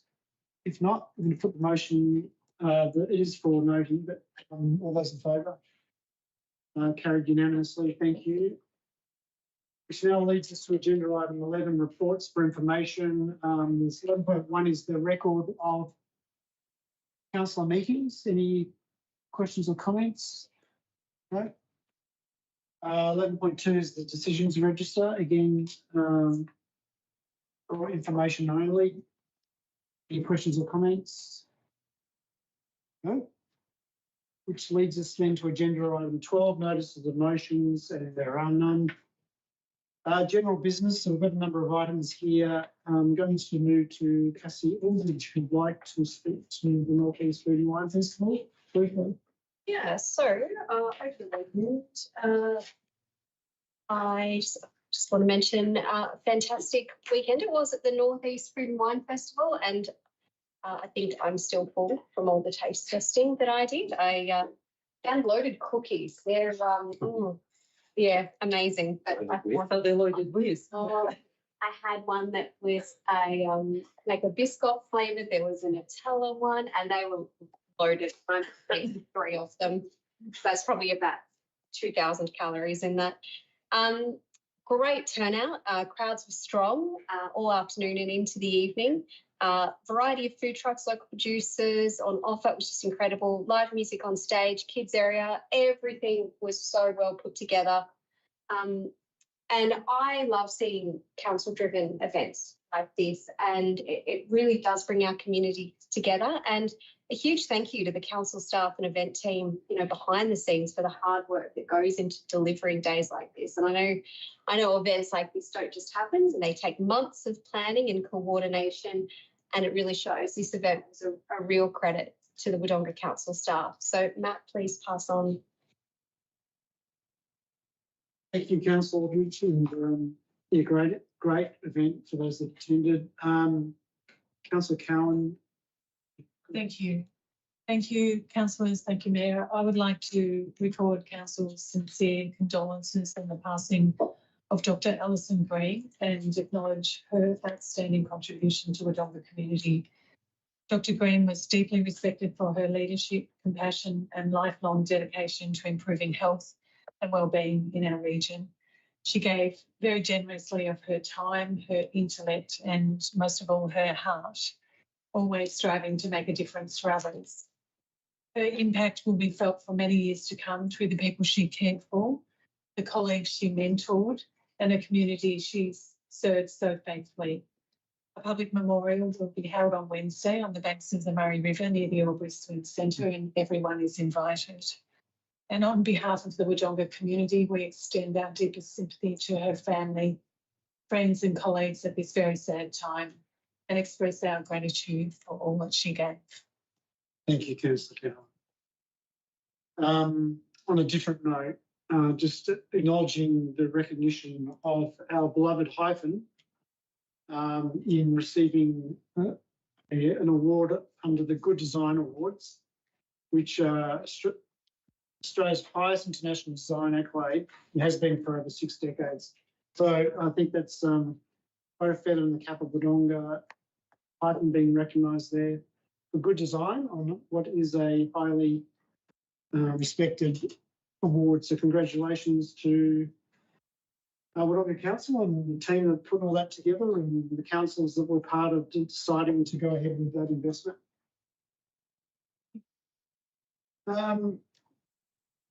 Sorry. Australia Day, a bit of a, I'm sorry to put you on the spot here, Councillor Cooley, but being the chair of the committee, just would you like to speak at all to not the fact that nominations are opening for citizen organisation and young citizenship for Australia Day?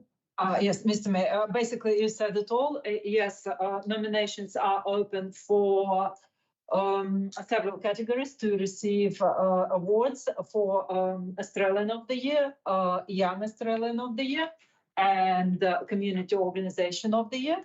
The awards go for significant contribution to community in the forms of volunteering and work done for the community. The Young Citizens of the Year, you did put me on the spot. I forgot how old the Young Citizen of the Year needs to be. 25.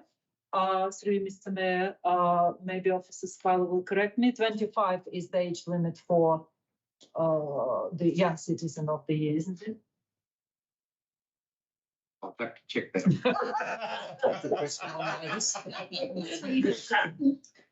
I think you're correct. I think it is correct, yes. And the community organizations of Organization of the Year. Nominations are open. There are different ways for nominating. Information is on council website. Also, councillors have agreed to help out and visit several schools and other organizations in the area to raffle up some nominations for Young Citizens of the Year. Unfortunately, it is the category that doesn't get well-deserved attention. For many occasions, we ended up with Australian of the Year and Organisation of the Year, but not Young Citizen of the Year. And that's a great pity because we have a lot of fantastic young people contributing to our community. So hopefully to receive more nominations than ever, and hoping to be out there with my fellow councillors, talking to people and distributing the materials and the QR code for. Thank you, Councillor Crawley. That concludes general business. Agenda item 14 is urgent business, and there is none. And I've just noticed we've just tipped over 9:30, which will require a resolution of council to extend for another 30 minutes, noting that we do have confidential business. Is that a mover? Is that a moving additional 30 minutes? A second, all those in favour? Subject to the permission to go to the bathroom. So, Yeah, not that long. 5 minutes. 5 minutes. 5 minutes. So first of all, seeking approval to extend for 30 minutes. So I've got a first mover and a second, and it's subject to a 5-minute break. All those in favour? It's carried unanimously. Thank you. Let's do that. We'll adjourn for 5 minutes, have a break before we Go closed. Go closed. To empty the desk. Yes, so the recommendation is that the meeting be closed to members of the public in order to consider matters pursuant to section 3, subsection 1, the Local Government Act 2020, and the meeting be adjourned for 5 minutes to allow the public to leave the chamber. Mover. Second. Thank you. All those in favour. Thanks, Riley. Thanks.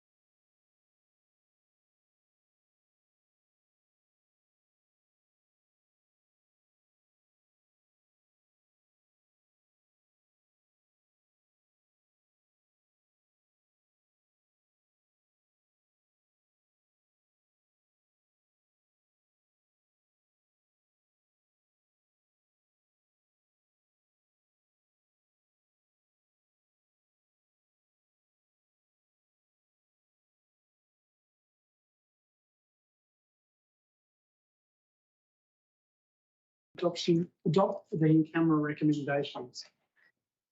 Can I have a mover for that recommendation? Councillor Hall, Councillor Milgren seconding it. All those in favour? Carried unanimously. Which now leads us to 17.3, which is the public, Sorry, we live stream. which leads us to 17.3, the public release of information. The CEO is to read as per recommendation. Thank you, Mr Mayor. In regards to item 15.2, update on the request for the removal of caveat, Lot 6 McCoy Street, Wodonga. The public component of the recommendation is that council authorises the chief executive officer to continue the negotiations for the withdrawal of caveat AC 98186B from lot 6279 McCoy Street, West Wodonga. And upon successful conclusion of the negotiations in line with the provisions listed in the confidential component of the resolution, the chief executive officer be authorised to remove the caveat from lot 6279 McCoy Street, West Wodonga, and a report be presented to the council once the matter has been resolved. In relation to item 15.3, the public component of the resolution is that, and that is for proposed sale of council land, Barrenderda Boulevard, and the public component of the resolution is the council notes the offers submitted for the purchase of the development of approximately 6.8 hectares of opportunity site located at Barrenderda Boulevard, and the council reaffirms its resolution of the 25th of August 25, which authorises the chief executive officer to commence an expression of interest process. In relation to item 15.4, Safe Local Roads and Streets Program project selection, the public component of the resolution is the council approves the projects listed in this report and authorises the chief executive officer to progress these to a formal funding application under the state government Safe Local Roads and Streets Program, and presents a further report once the outcome of the funding of the application is published. Thank you, CEO. Which now leads us to the close of the meeting, but just noting that agenda item 15.5 has been deferred. We'll be dealing with that on the 17th of November at 5 p.m. To give it due consideration given the importance and length of that item. So 17.4 is the chairperson to close the meeting. I declare the meeting closed precisely 10:04 p.m. Thank you for those that joined us in the gallery today, those online, councils and staff for what was a very big meeting.